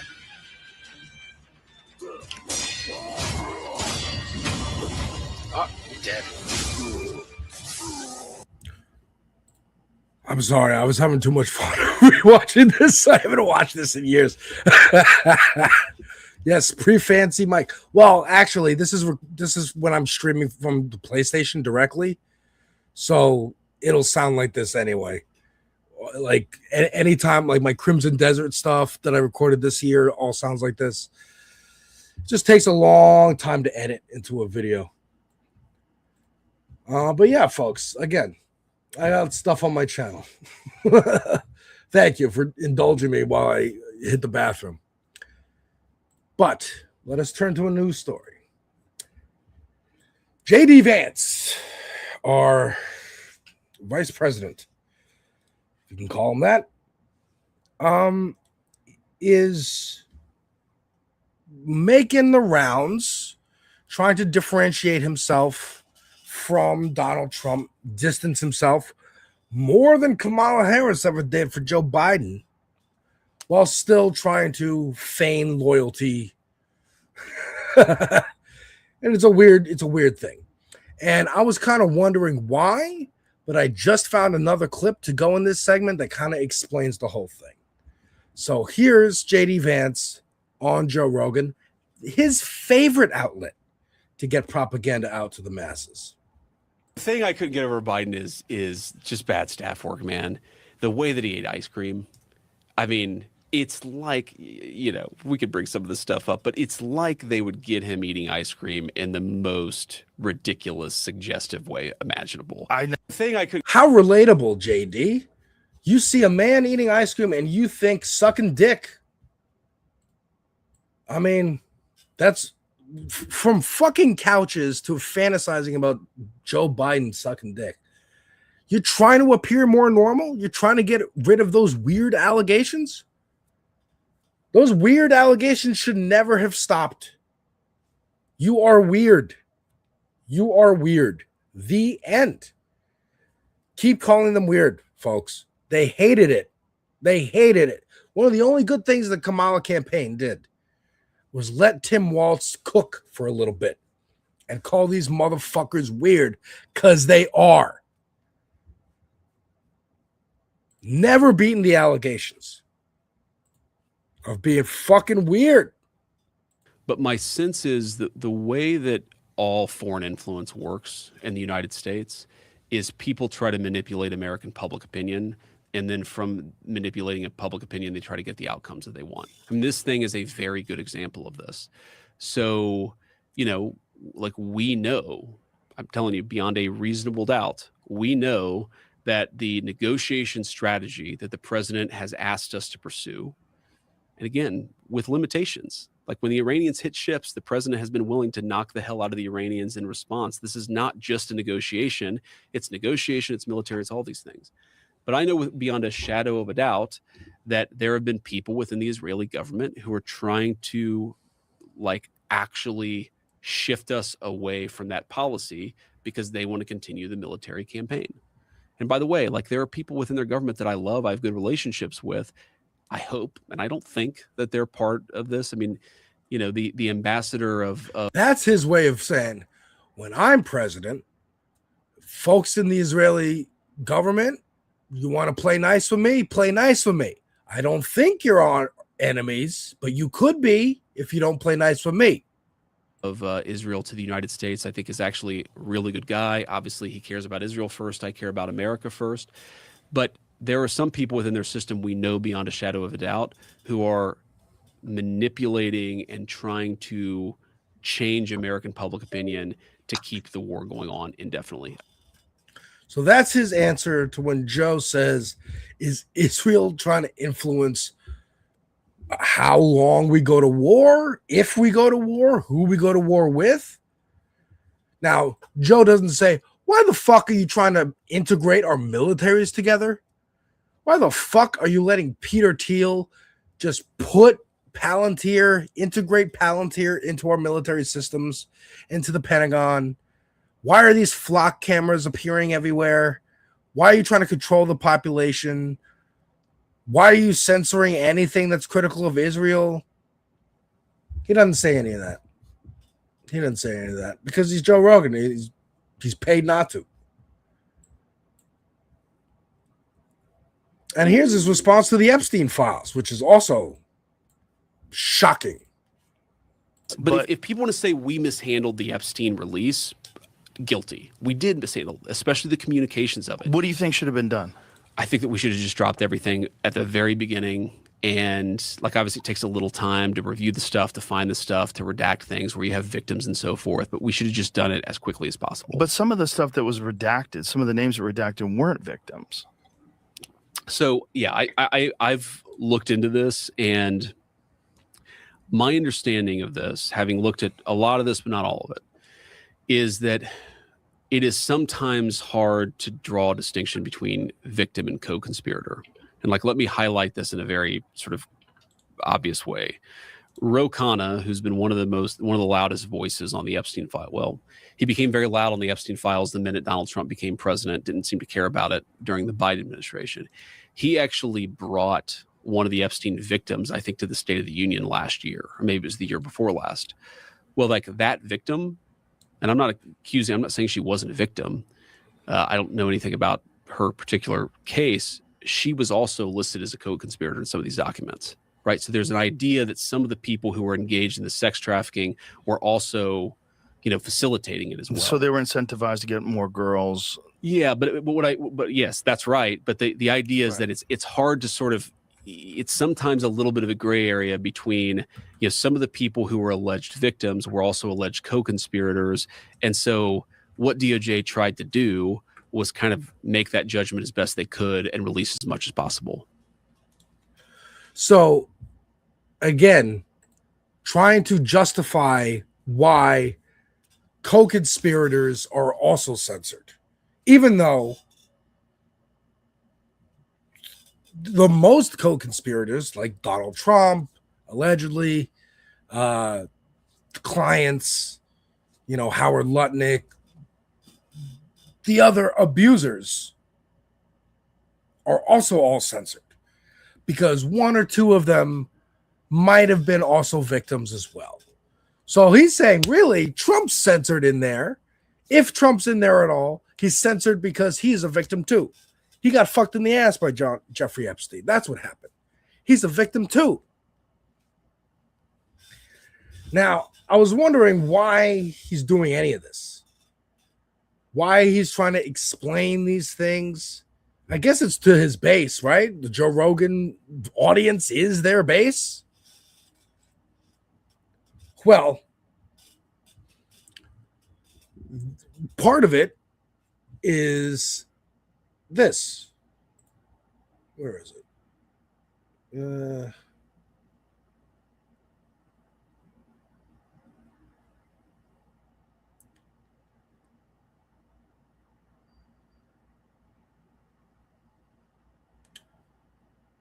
Oh, hang on. I forgot a clip. How could I forget a clip? I never forget a clip. There's the clip. There we go. So this is the reason. Because I've been screaming at the top of my fucking lungs on this space. Stop giving Tucker Carlson airtime. Stop giving him credit. Stop saying, oh, he said something we like. Let's elevate him. Let's try to bring him into the fold. Fuck this motherfucker. Let him go the way of Bill O'Reilly or Meghan McCain. They both still have shows, but nobody's paying attention to them. They're not going viral every other day. They're not being pushed. People aren't going, oh, man, they're saying something we agree with. Let's embrace her like the Democrats embraced Liz fucking Cheney or George W. fucking Bush. Stop. Stop falling for it again.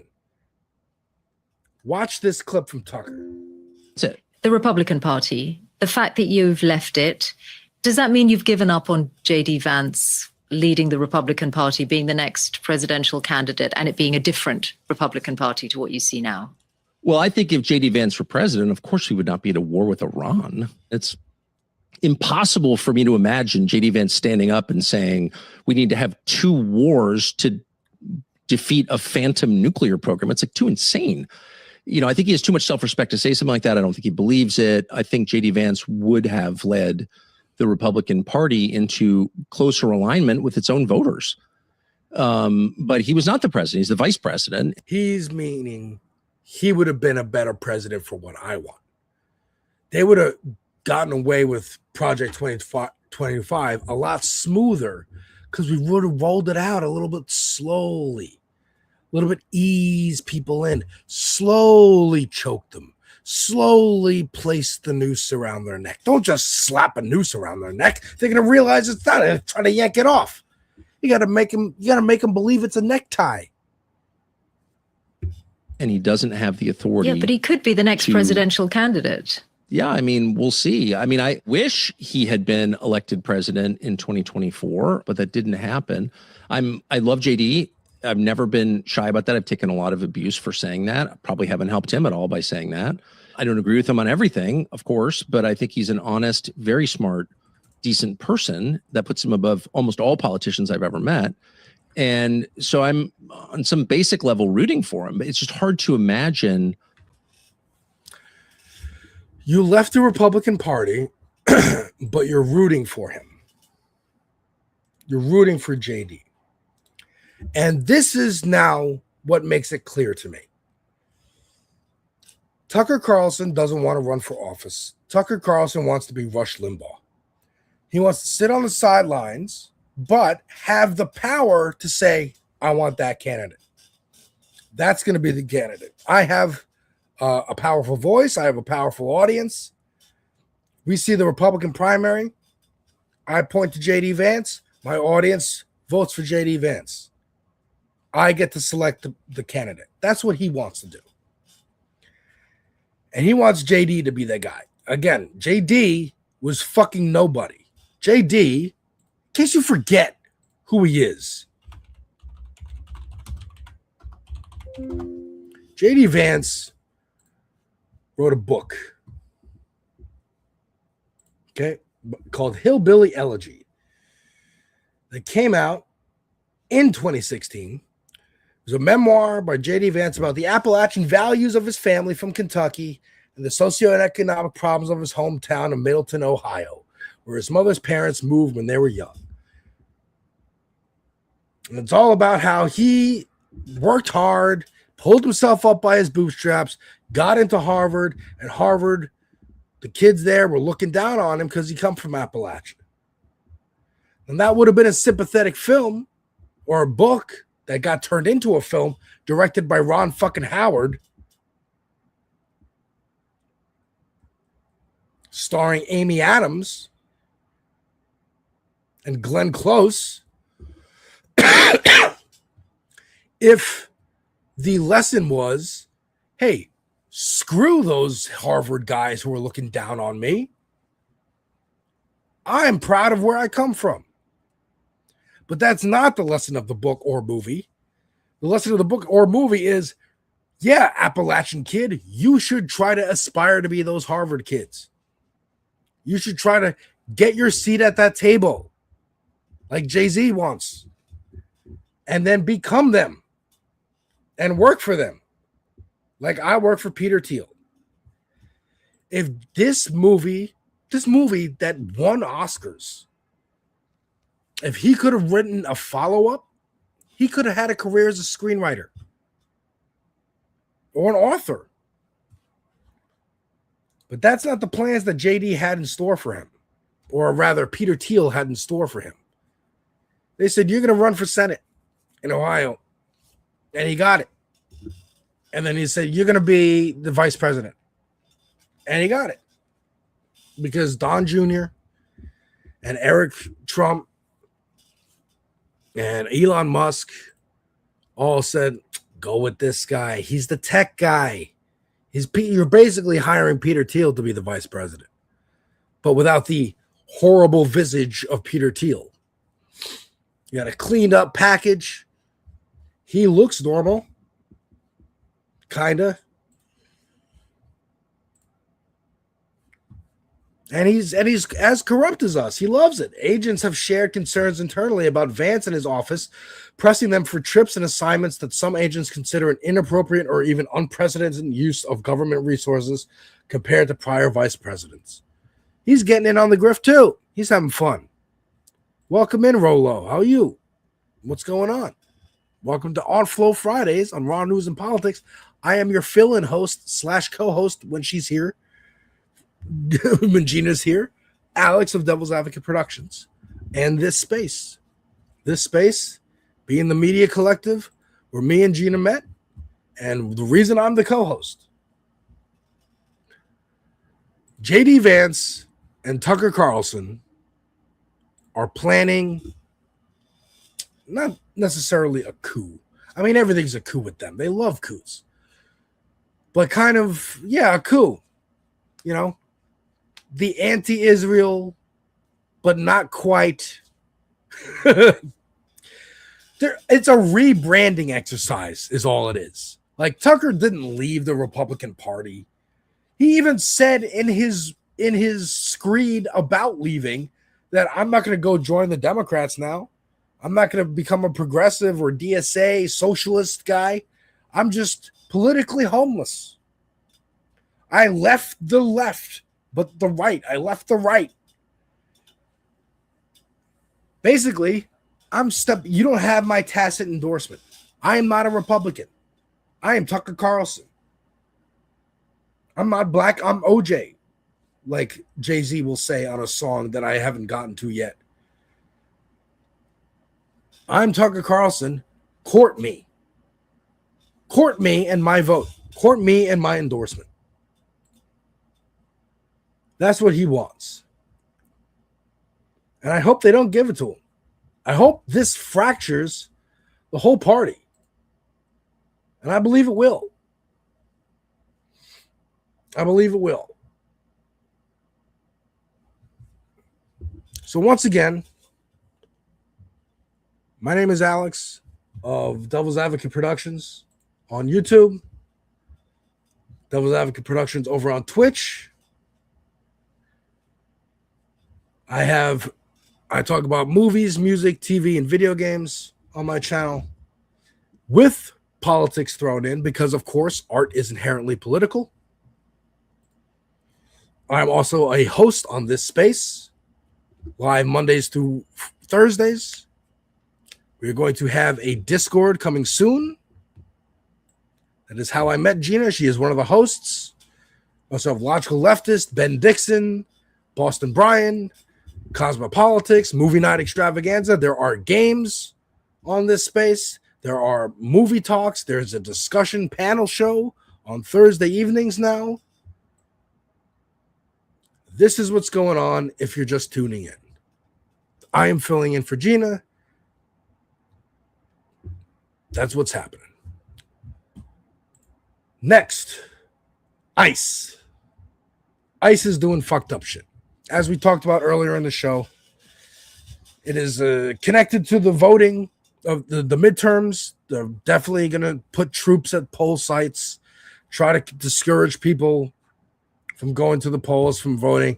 Going to try and probably arrest lawmakers, kill lawmakers, maybe not seat lawmakers who won their elections, because we're going to associate them with terrorism. If you're anti-American, you're terrorism. What is anti-American? Well, whatever we decide. You protest the data center, you're anti-American. You have pink hair, you're anti-American. You want to put Lupita Nyong'o in the Odyssey, you're anti-American.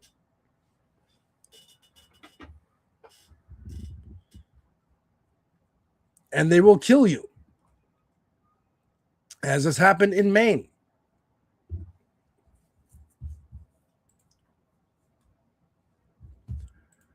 They don't even need to do it. Here's a video of someone pretending to be an ICE agent.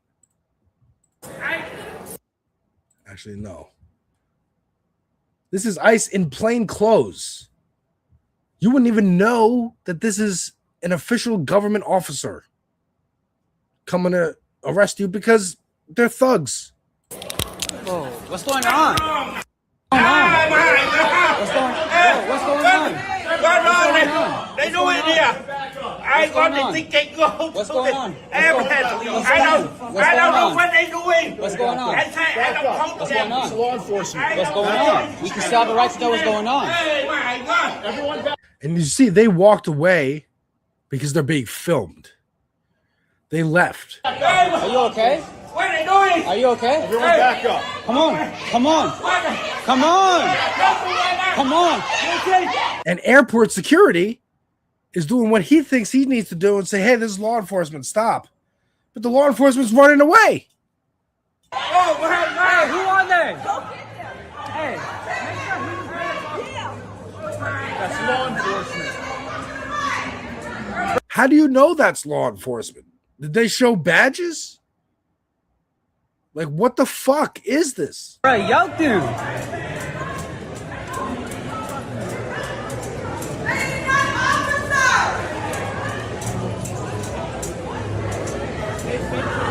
Like, they are just walking through the airport like they're other regular people. We also have a video in Maine, but this is in Chicago. A woman being dragged out of a car. The car was surrounded by other officers, thugs, and they shot into the car, and she's screaming, "There are kids in this car. Please don't shoot into this car."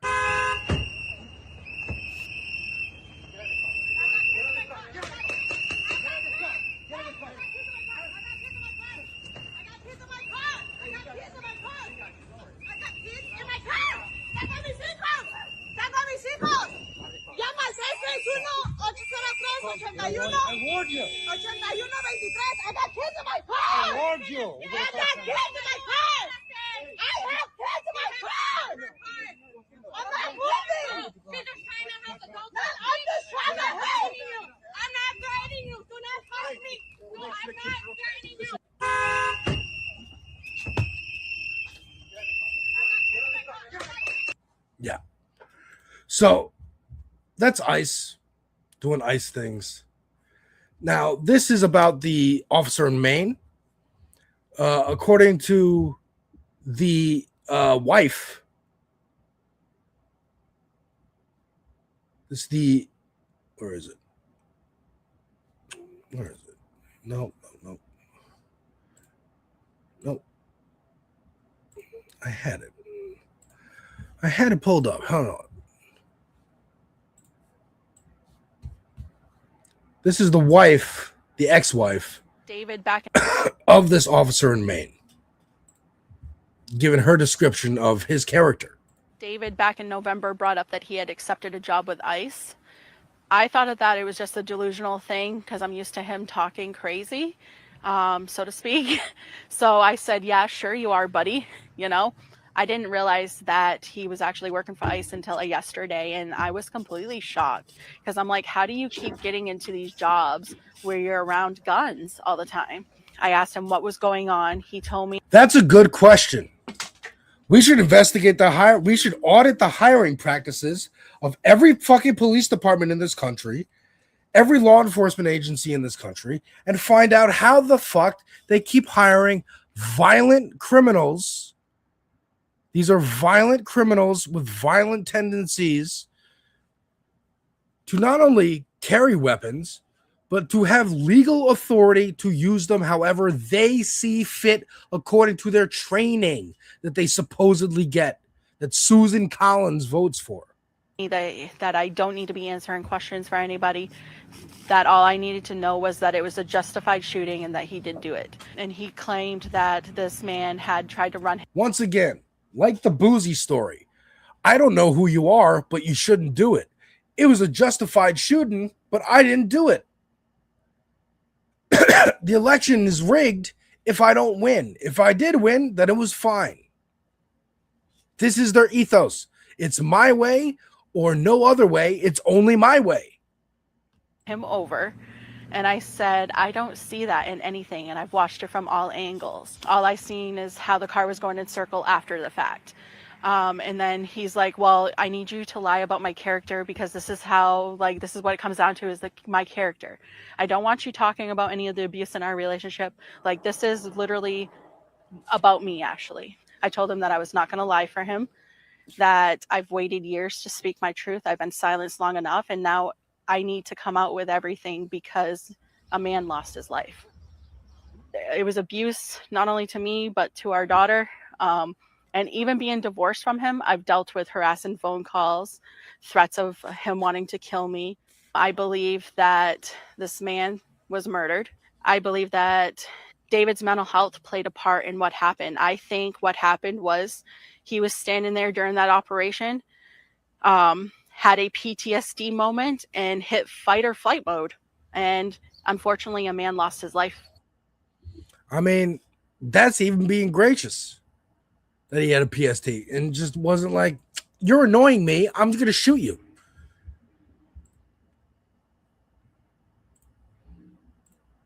This is the wife of the man who lost his life. Of Juan Sebastian Duran Guerrero. Her name is Carolina Rojas.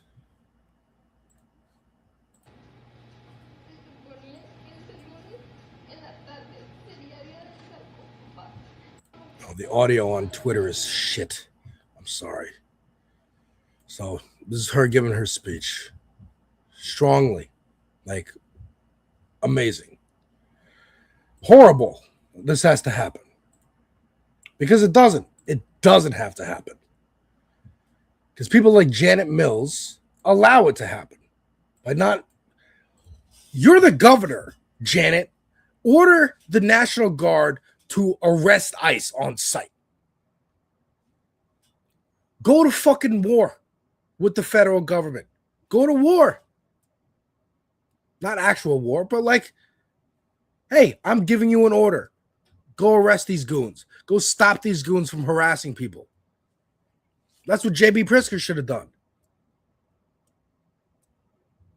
That's what Waltz should have done in Minnesota.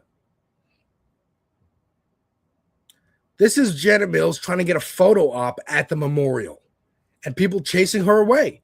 And someone died here. Are you kidding me right now? You haven't been to Bitterford. The only reason you're here is a PR stunt. Get out of here. If you don't want to be here, then don't. And send your ice with And Newsom, thank you. Do something here. Do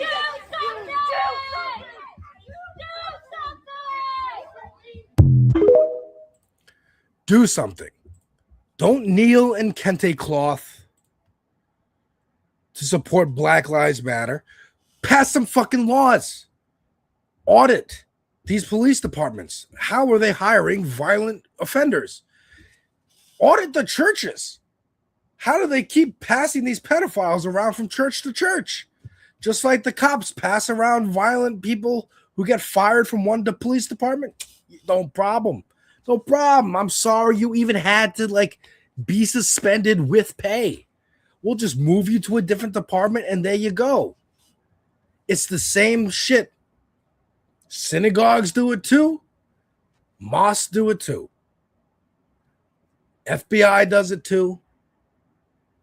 They all do it. The military.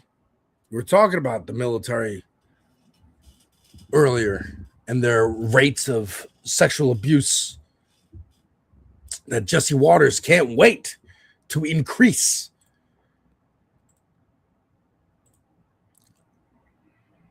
This was AOC's response to a question asked on Trump reversing course on halting ICE from doing traffic stops. So ICE was going to stop and say, hey, let's not do traffic stops anymore. Because the goal isn't to stop this stuff from happening. The goal is to stop people filming it and it going viral and they get a bad look. Tom Homan in that clip said, there will be more bloodshed if people like AOC keep talking like this. So again, the goal is not to stop it. It's to stop getting bad press. And then Trump said, no, fuck that. We're not even going to try and mitigate it. Again, they don't even want to pretend that what they're doing is wrong. They're offended you even think it's wrong, that you even question their authority. They're annoyed they even have to explain themselves. Stephen Miller, Marco Rubio, annoyed that you're even questioning them. Here's AOC. Thank you. Congressman, what are your thoughts about the Trump administration immediately reversing itself on, because yesterday they said they were going to reverse on ICE and vehicle stops. Then President Trump puts out a statement saying they're going to continue. What are your thoughts on that? This is the guy that said he could shoot someone on Fifth Avenue and people would still support him. And now he has an agency shooting people out in the street. And at this point, it's practically a campaign promise from this guy. It's atrocious. Mr. Mullen said that he was going to try to get the DHS off the front page. Well, now it's on the front page for 2 killings, and And again, that's the goal. Get it off the front page, not to stop any of this, just to get it off the front page. We don't want people talking about it. We don't want people to think about it, because if they think about it, they might oppose it, and then if they oppose it, they might oppose us. They might vote against us. They might protest, and then we'll have to call them anti-American terrorists and arrest them all, and then there might be even more resistance. We might accidentally create our own fucking demise, which is what they're fucking worried about. We were talking yesterday about Senator Collins and like how she was able to get Mark Wayne on the phone. What do you make about the fact that ICE is still doing this? Because you said this wasn't going on when there was no money for ICE, no money for... I mean, I think oftentimes when we see an institution, the outcome of that institution, when it's repeated and sustained and reproduced, oftentimes ends up being either overtly or subvertly the purpose of it. And this administration campaigned on cruelty and violence against immigrants, and that's what they're doing. That's what they're delivering. They campaigned on it. They promised it. They told you this is what they were going to do, and they're doing it. This is a promise fulfilled. This is a promise made, a promise kept from the Trump administration. And this is the culture it breeds. This is a particularly disgusting moment because this is a black woman threatening to call ICE. But when someone threatens to call the cops, a couple of years ago, there was that story of the white woman in Central Park, black man walking his dog. Or is it the white woman walking it? I think both of them had dogs. And the white woman started filming the guy and saying, "Please get away from me. You're scaring me. I'm going to call the police." And we all recognize that as a threat. She was going to call the police because she was uncomfortable seeing a black man. And she was going to use the state to enact violence. Just like a white woman did against Emmett Till a couple decades ago. And now, some black folk that do not understand where they sit in the white supremacy believe that they can call ICE on people too. Maybe we should call ICE on you. You're gonna call ICE on me? Oh, say that again. Say that again. Maybe you need to be, because you don't act like a citizen. Get away. Who are you gonna call on me? Hello. You're gonna call ICE on me? Get away. Say that again. She said she's gonna call ICE. Call ICE on me. I dare you to call ICE on me. Call ICE on me, lady. Call ICE on me. You want the police to get involved? I want ICE, like you said. Call ICE on me. Call ICE on me. I cannot hear you. Say it again. Say it again. You need to get say it again if you got some guts, get it out my face. Say it again. Get out my face. Say it again. Get out my face. Say it. Your ass is fired. You're getting fired. You get fired. You get fired, and I'm suing you now. I don't even know if this guy is in the right. He could have been a total asshole. And she's just like, get the fuck out of here. That's why I'm filming you. I don't know what to say. I'm calling ICE. The fact that this is a threat people are throwing around at each other is the culture that Breitbart, Steve Bannon, Donald Trump, Mike Pence, all of them cultivated over the last 10 years. It's going to take a lot to undo this. It's going to take a lot to undo this. And what's going to help is this. It's going to help. It's not everything, but it's going to help. Yeah, calling ICE is a death threat at this point. Absolutely. Calling the police is a death threat. This is going to help. Workers deserve more. Platform from the DSA. You don't have to join DSA. I'm not part of DSA yet. If I could figure out how to join and not pay a monthly fee, monthly dues, I will figure it out. But you should read this plan. I'm going to post this in the chat. You should read this plan for yourself on your own times. but they have a bullet point platform here. And all of these things, getting some of any of these things will help change the culture of this country. That is what they are afraid of the most. That's why they fought so hard against Zohar Mamdani. You get any democratic socialist in a position of power where they can actually affect change, then you see the example. You point to that and go, why don't we have a Mamdani here in Ohio? Why don't we have a Mamdani here in Louisiana? Why don't we have a Mamdani here in Colorado or Arizona or Maine or Michigan? Because look at what's going on in New York. Look at how much he's getting done. This is just the first year. This is what they're afraid of.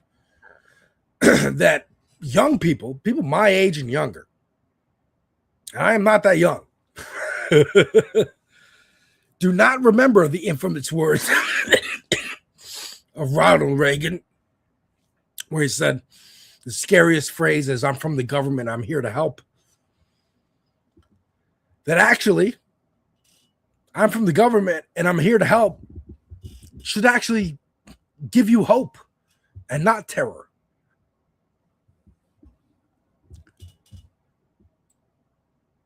Not a threat to call ICE or the police. That the police maybe could actually be helpful. Maybe. Now, police in particular literally came out of slave catchers. So how can that even be reformed? Must it go the way of ICE and be abolished? Maybe. Probably. But at the very least, these policies, these are what I'm looking for when I hear a candidate speak. I want to hear things like this. All of these things. Some of these things, okay, I'm interested. All of these things, I'm paying attention. I'm advocating for you. And we got to be careful, because I advocated for Plattner and I was wrong. I thought, oh, we got a good candidate in Maine. And then over time, more and more scandal, more and more controversy, kind of backed off promoting him. Till last week, and it was like, oh, we're definitely done. So it can't just be anybody walking out there going, hey, free Palestine. That's popular now, right? Free Palestine. Because that's what Tucker Carlson's doing, even. Going like, Israel kind of sucks, actually. Just a little bit. And people are already going, oh, my God. We got to promote him. Mehdi Hassan and Ryan Grimm. We got to promote Tucker Carlson. We can reach across the aisle. Red-Brown Alliance. Falling for the old Jimmy Dore, Jackson Hinkle thing. I can't believe it. And if you're just tuning in, which I doubt, because the viewer count has steadily gone down, I'm Alex of Devil's Advocate Productions over on YouTube and Twitch. I talk about movies, music, TV, video games, whatever I feel like talking about. I'm also a host over on this space on YouTube. Independent Working Class Media Collective. That is how Gina and I know each other. That is why I'm hosting her show in her absence. And I will be co-hosting every Friday on Flow Fridays going forward for the foreseeable future. The DSA, thank you, Pinkerbell. The DSA, I watched that stream on Tuesday night, and I was inspired. This Sunday, they're having another stream to promote Cori Bush and another candidate. Let me see if I can find that out. Okay, let me see. Cori Bush, DSA Sunday. There we go.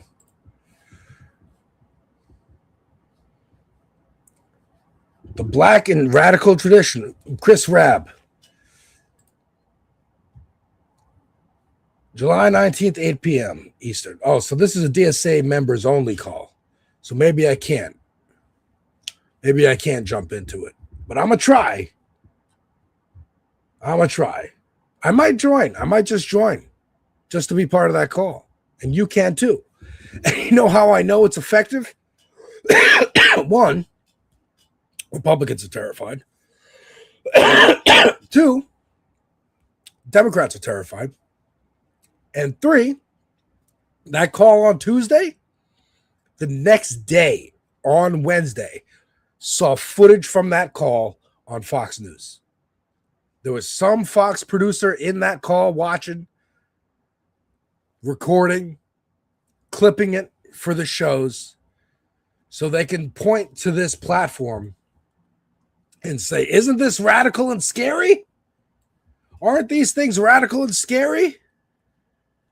If your kids come home from college, because you're no doubt an old person watching Fox, and they say any of these things, turn them in to ICE. Turn them in to the police because they are an Antifa terrorist. That is what they're saying. So I have a couple more segments. We're going again, a little extra long today without Gina because we're wishing Gina well. Hopefully she's here by next week. But in her absence, I will give you more show than you could possibly handle. This is a short segment, very short. But I'm here in New York. Knicks won the championship. I got this jersey that is way too small, so I ordered a bigger one. It's a Patrick Ewing jersey. Jim Dolan, owner of the Knicks and owner of Madison Square Garden, who, by the way, is a big Trump supporter. That's why Trump showed up to Game 3 and they fucked up Game 3. That's why he then ended the watch parties outside of Madison Square Garden after Trump showed up to be like, it wasn't Trump who disrupted traffic. We just have to do this anyway, even though it was going off without a hitch when the Knicks were playing in San Antonio. Also, rented out to fellow billionaire Taylor Swift the Madison Square Garden for her wedding, which featured a lot of ICE officers and right-wing tech billionaires and all sorts of sordid people.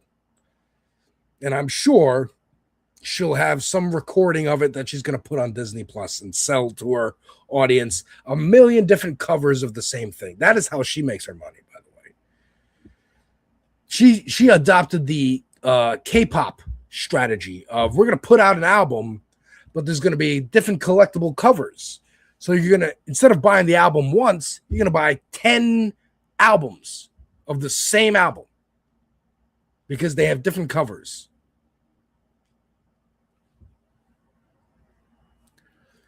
Jim Dolan, owner of the Knicks, has been using surveillance, how an MSG database tracked and categorized hundreds of celebrities, famous Knicks superfans, and even some of Taylor Swift's wedding guests.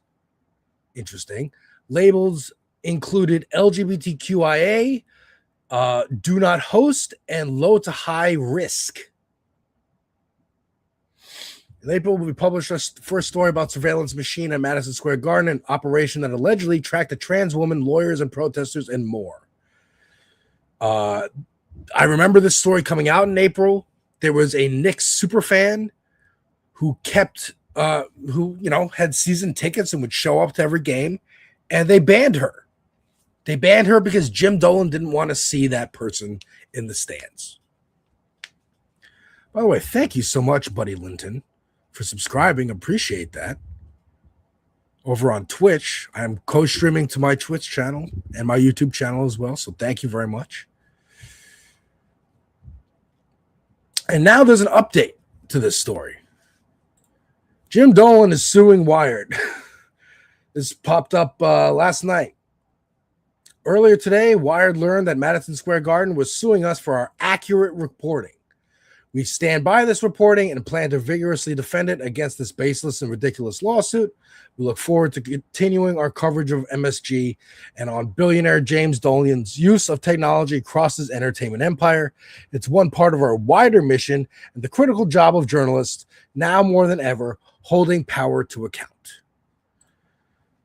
Wired also, they are a tech outlet. They talk about not just the surveillance at Jim Dolan, his use of it at Madison Square Garden, but the flock cameras appearing everywhere, Palantir, crypto, Elon Musk, Tesla, SpaceX, all the ghouls who are trying to carve up this world into their own personal kingdoms. And you think I'm exaggerating? I'm not. Peter Thiel said this.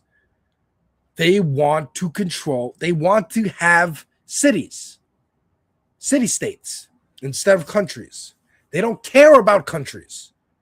They are not patriotic. They are not loyal to any place or person other than themselves. They want to create city-states where this town or this city has one business, and it is our business. Every corner store is our corner store. Every product in those corner stores or grocery stores or hospitals is our products. We are making money, whether you're buying food for your family, whether you're going to work, whether you're buying a Christmas tree, whether you're having fun at a movie theater. We own all of it. We're making money coming and going.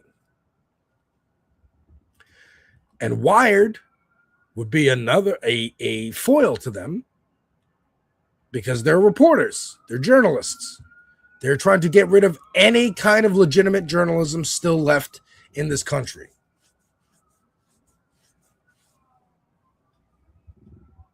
That is all. That is all on that story. And once again, I am Alex of the Devil's Advocate Productions on YouTube. I am doing these interstitials, by the way, so that when Gina watches this back, she can know that this is where the segments begin and end, so she can edit it out if she wants to clip any of this. It's all for you, Gina. I'm an editor. I have an editor brain. I know what it's like to scroll through 2.5 hours worth of footage and be like, where's the good parts? Where do I put the cuts? Me and Gina met on this space, a working class independent media collective. There are several hosts. There she is. Boston Brian, Pepaganda, Pep Talks, Logical Leftist, Left of the Box, Cosmopolitics, Movie Night Extravaganza, American Wasp, myself, Andrew Rovinsky. Live Mondays through Thursdays. Mondays is mostly syndicated content, but if you haven't seen it, you haven't seen it. And the chat is always bumping. The chat is always bumping. CoreSight AI has been getting rolled out as facial recognition and police body cams too. An Israeli software company, absolutely. The UK and Edmonton, California, that I know of, probably on a more wide scale, absolutely. Absolutely. Like we were talking about earlier, the United States government is talking about merging our government with the Israelis, or the militaries, rather, merging our militaries. What does that even mean? Never heard of that before. And that's where I come in with my idea. Hey, I'm president, or AOC's president. 2/3 of the American military now belong to the United Nations. Will only be deployed if the United Nations has a consensus on where to send them so that we can stop countries from committing genocides. That's our good faith. Our military that is bigger than every other military on earth combined. We're going to take 2/3 of that. That's not ours anymore. You work for the UN. You outrank every military on earth. And all the other countries can contribute troops of their own, so that the UN has the biggest, strongest fighting force on earth. and can be deployed to stop genocides. Now, again, that would have to be a restructuring of the UN so that the United States doesn't have outsized influence. Israel, Russia, these countries don't have outsized influence on votes. But if we're talking about merging the Israeli and the United States military, I don't see why that's not a possibility.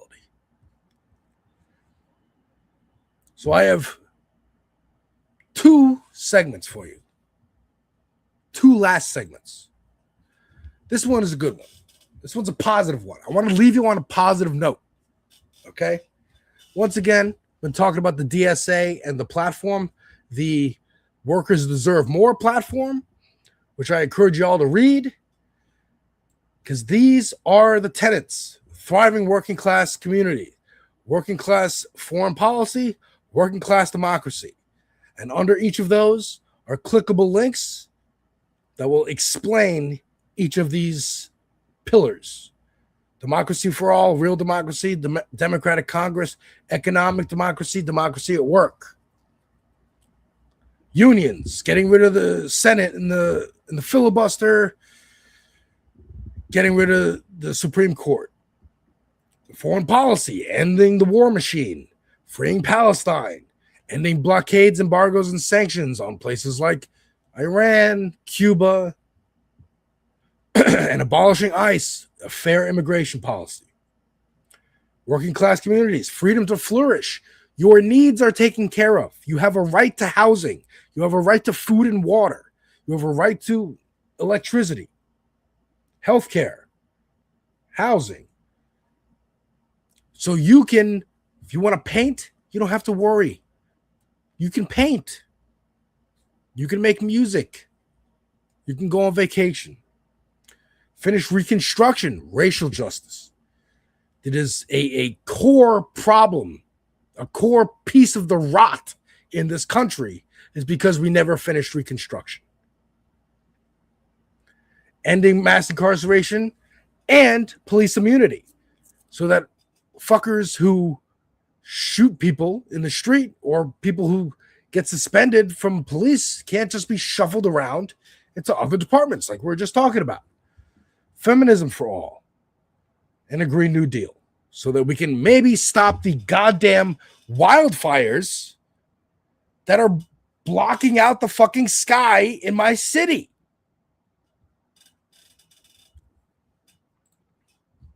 And we have some examples. First of all, Republicans are doing our work for us. Here's RNC Research retweeting Hassan interviewing a candidate for Florida.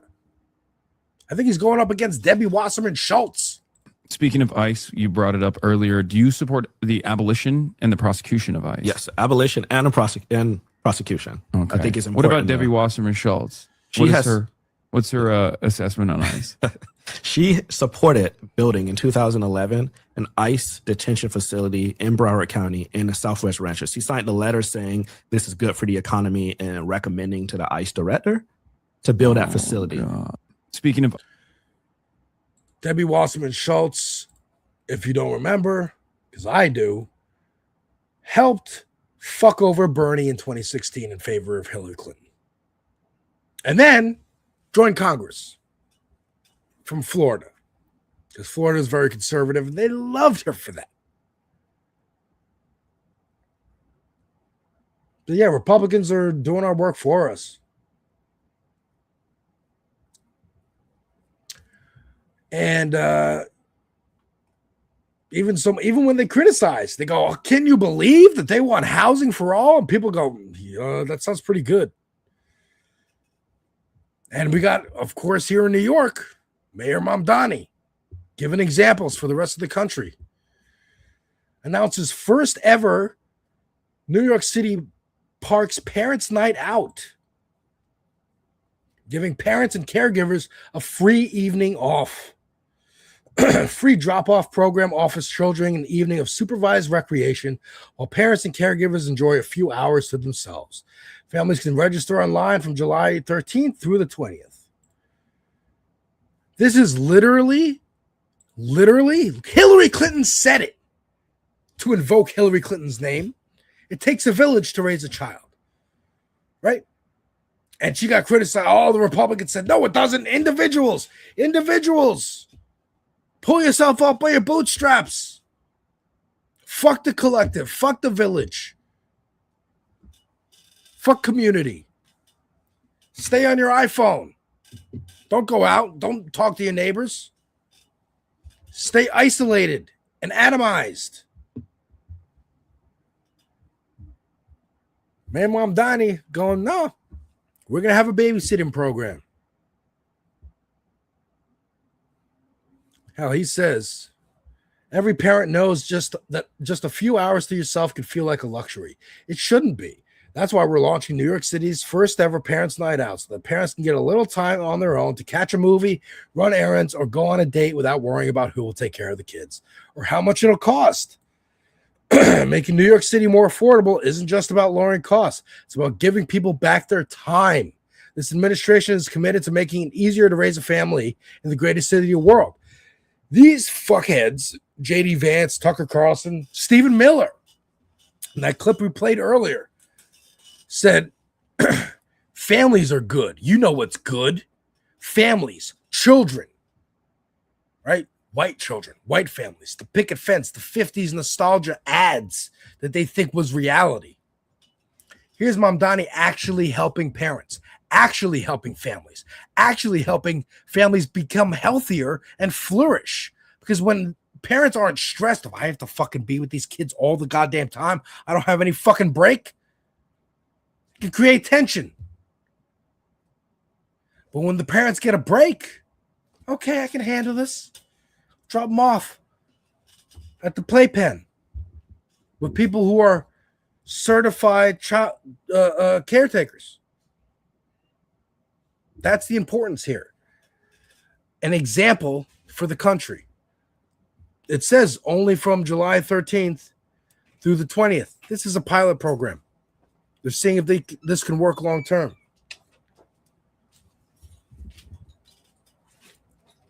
I told you I was going to end with good news. This is Mamdani going into Rikers to watch the World Cup. And we talked about 66. You have 1 star only. You can see it there. And in the center, there are 3. The same thing. I'm trying to get. You guys were for. And you do it. I hope that this shares with people who are incarcerated here on Rikers that they too are a part of New York City. The World Cup has been a magical moment for the entire city.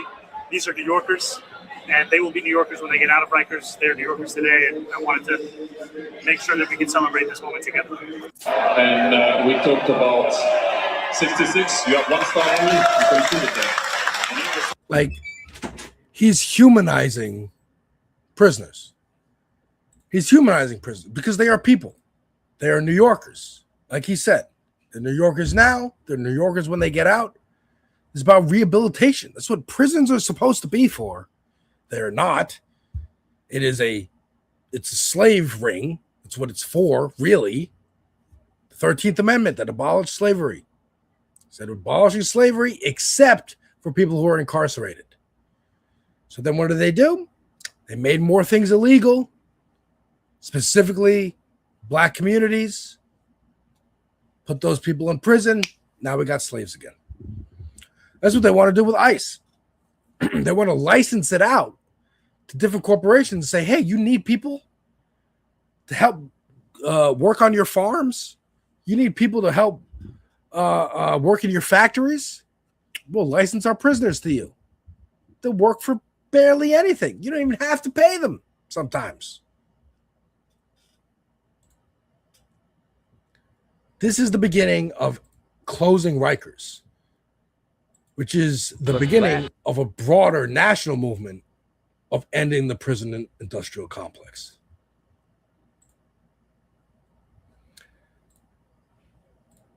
And today, Mamdani explains why, even though the city council passed a bill to raise their own pay, and the pay of some government employees, Mamdani won't be taking that pay. If the city council passes this pay raise bill, I know you've said You won't accept. I will not accept a pay raise. Can you just elaborate on why? I haven't knocked on anyone's door in New York City, and they've said their concern is that the mayor makes too little. So, Thank you, everyone. That's not my concern either. It's not going to your pocket. I think to go to the pockets of those who are struggling in this city.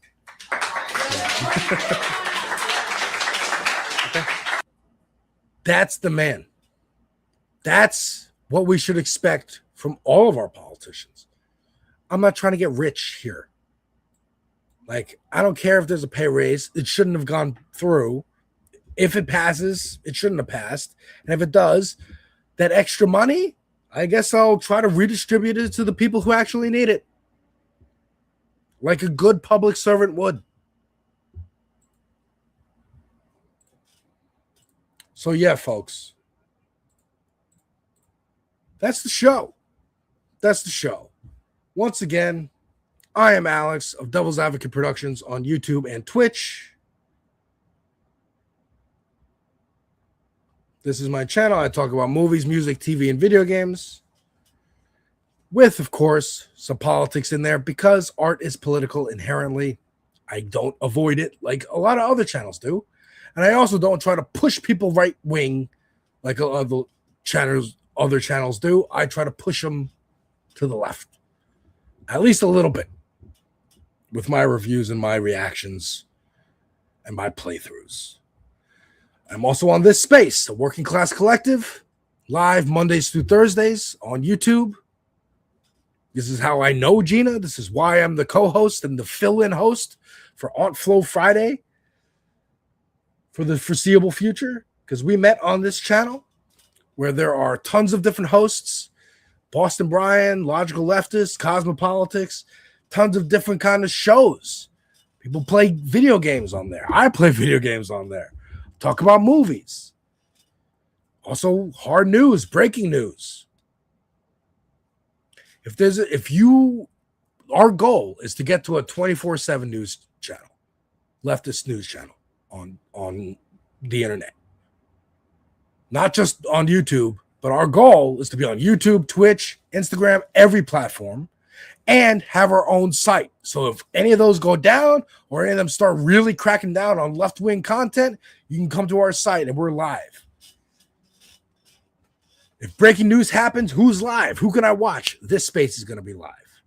That's our goal. So we want to build that up as much as we can. And the very last thing I will do, because my lovely, lovely off-screen wife just got home, she's walking the dog around. I thought we'd have a little fun. This was the last thing that I wanted to share with y'all, because on Sunday, one of the things that happened this week in news was Lindsey Graham passed away. Suddenly, at 71. Vaxxed? Question mark. But someone made a game. Someone made a game called Lindsey Graham in Hell. And I wanted to share it with y'all. So let's see here. WSD, arrows to move. Hold space to jump. E is shoot. Let's see here. We have to find Birdo.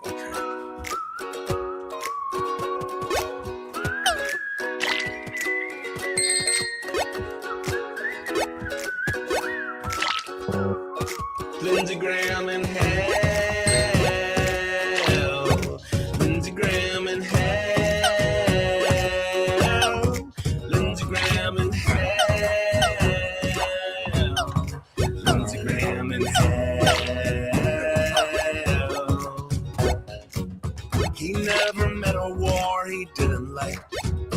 Music is amazing. Overseas was among his favorite pastimes. A warrior senator against trans rights.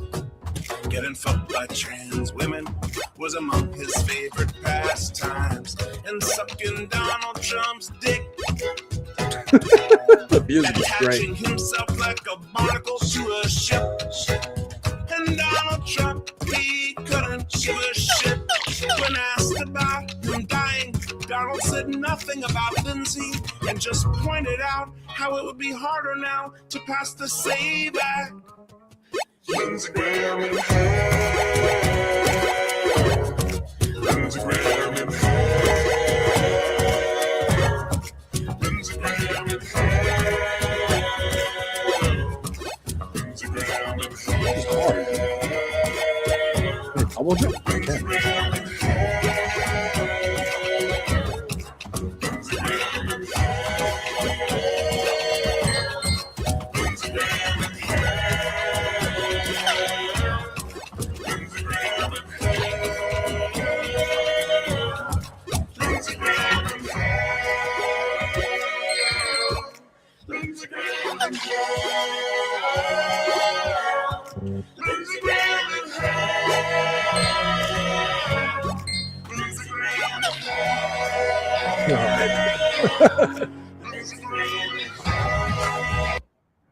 All right, so that was Lindsey Graham in hell. If you want to play it yourself, I will put the link in the chat. That was just a little fun thing to do at the end there. Shout out Mac Figueredo from Leftist Mafia for putting me onto this game. It's hilarious. I encourage you all to play it for yourselves. That's going to be the show, folks. Thank you so much for watching. I appreciate you. Again, once again, last time, what do we say? Subscribe to Raw News and Politics. Subscribe to me, Alex from Devil's Advocate Productions on YouTube. I'm also on Twitch, where I will play games like Lindsey Graham in Hell or Crimson Desert, Ball X Pit, GTA 6 when that comes out. We're going through Resident Evil 4 still, God of War Ragnarok. I got a lot of stuff on my channel. Album reactions, movie reviews, trailer reactions, video game reviews and playthroughs, and trailer reactions, TV reviews. Lots and lots of stuff on the channel. This space, the Working Class Media Collective that me and Gina met at, the reason I am the co-host, the reason I am here to fill in for her. Well, she is not feeling up for it today, and hopefully she'll be back next week, and we'll be continuing to do this on Flow Friday for the foreseeable future. Thank you so much, folks, for watching. Really appreciate y'all. I am going to figure out dinner with my lovely, lovely wife and continue to watch The Ultimatum on Netflix because we love our trash TV. Yes, we do. Take care, folks. Bye-bye.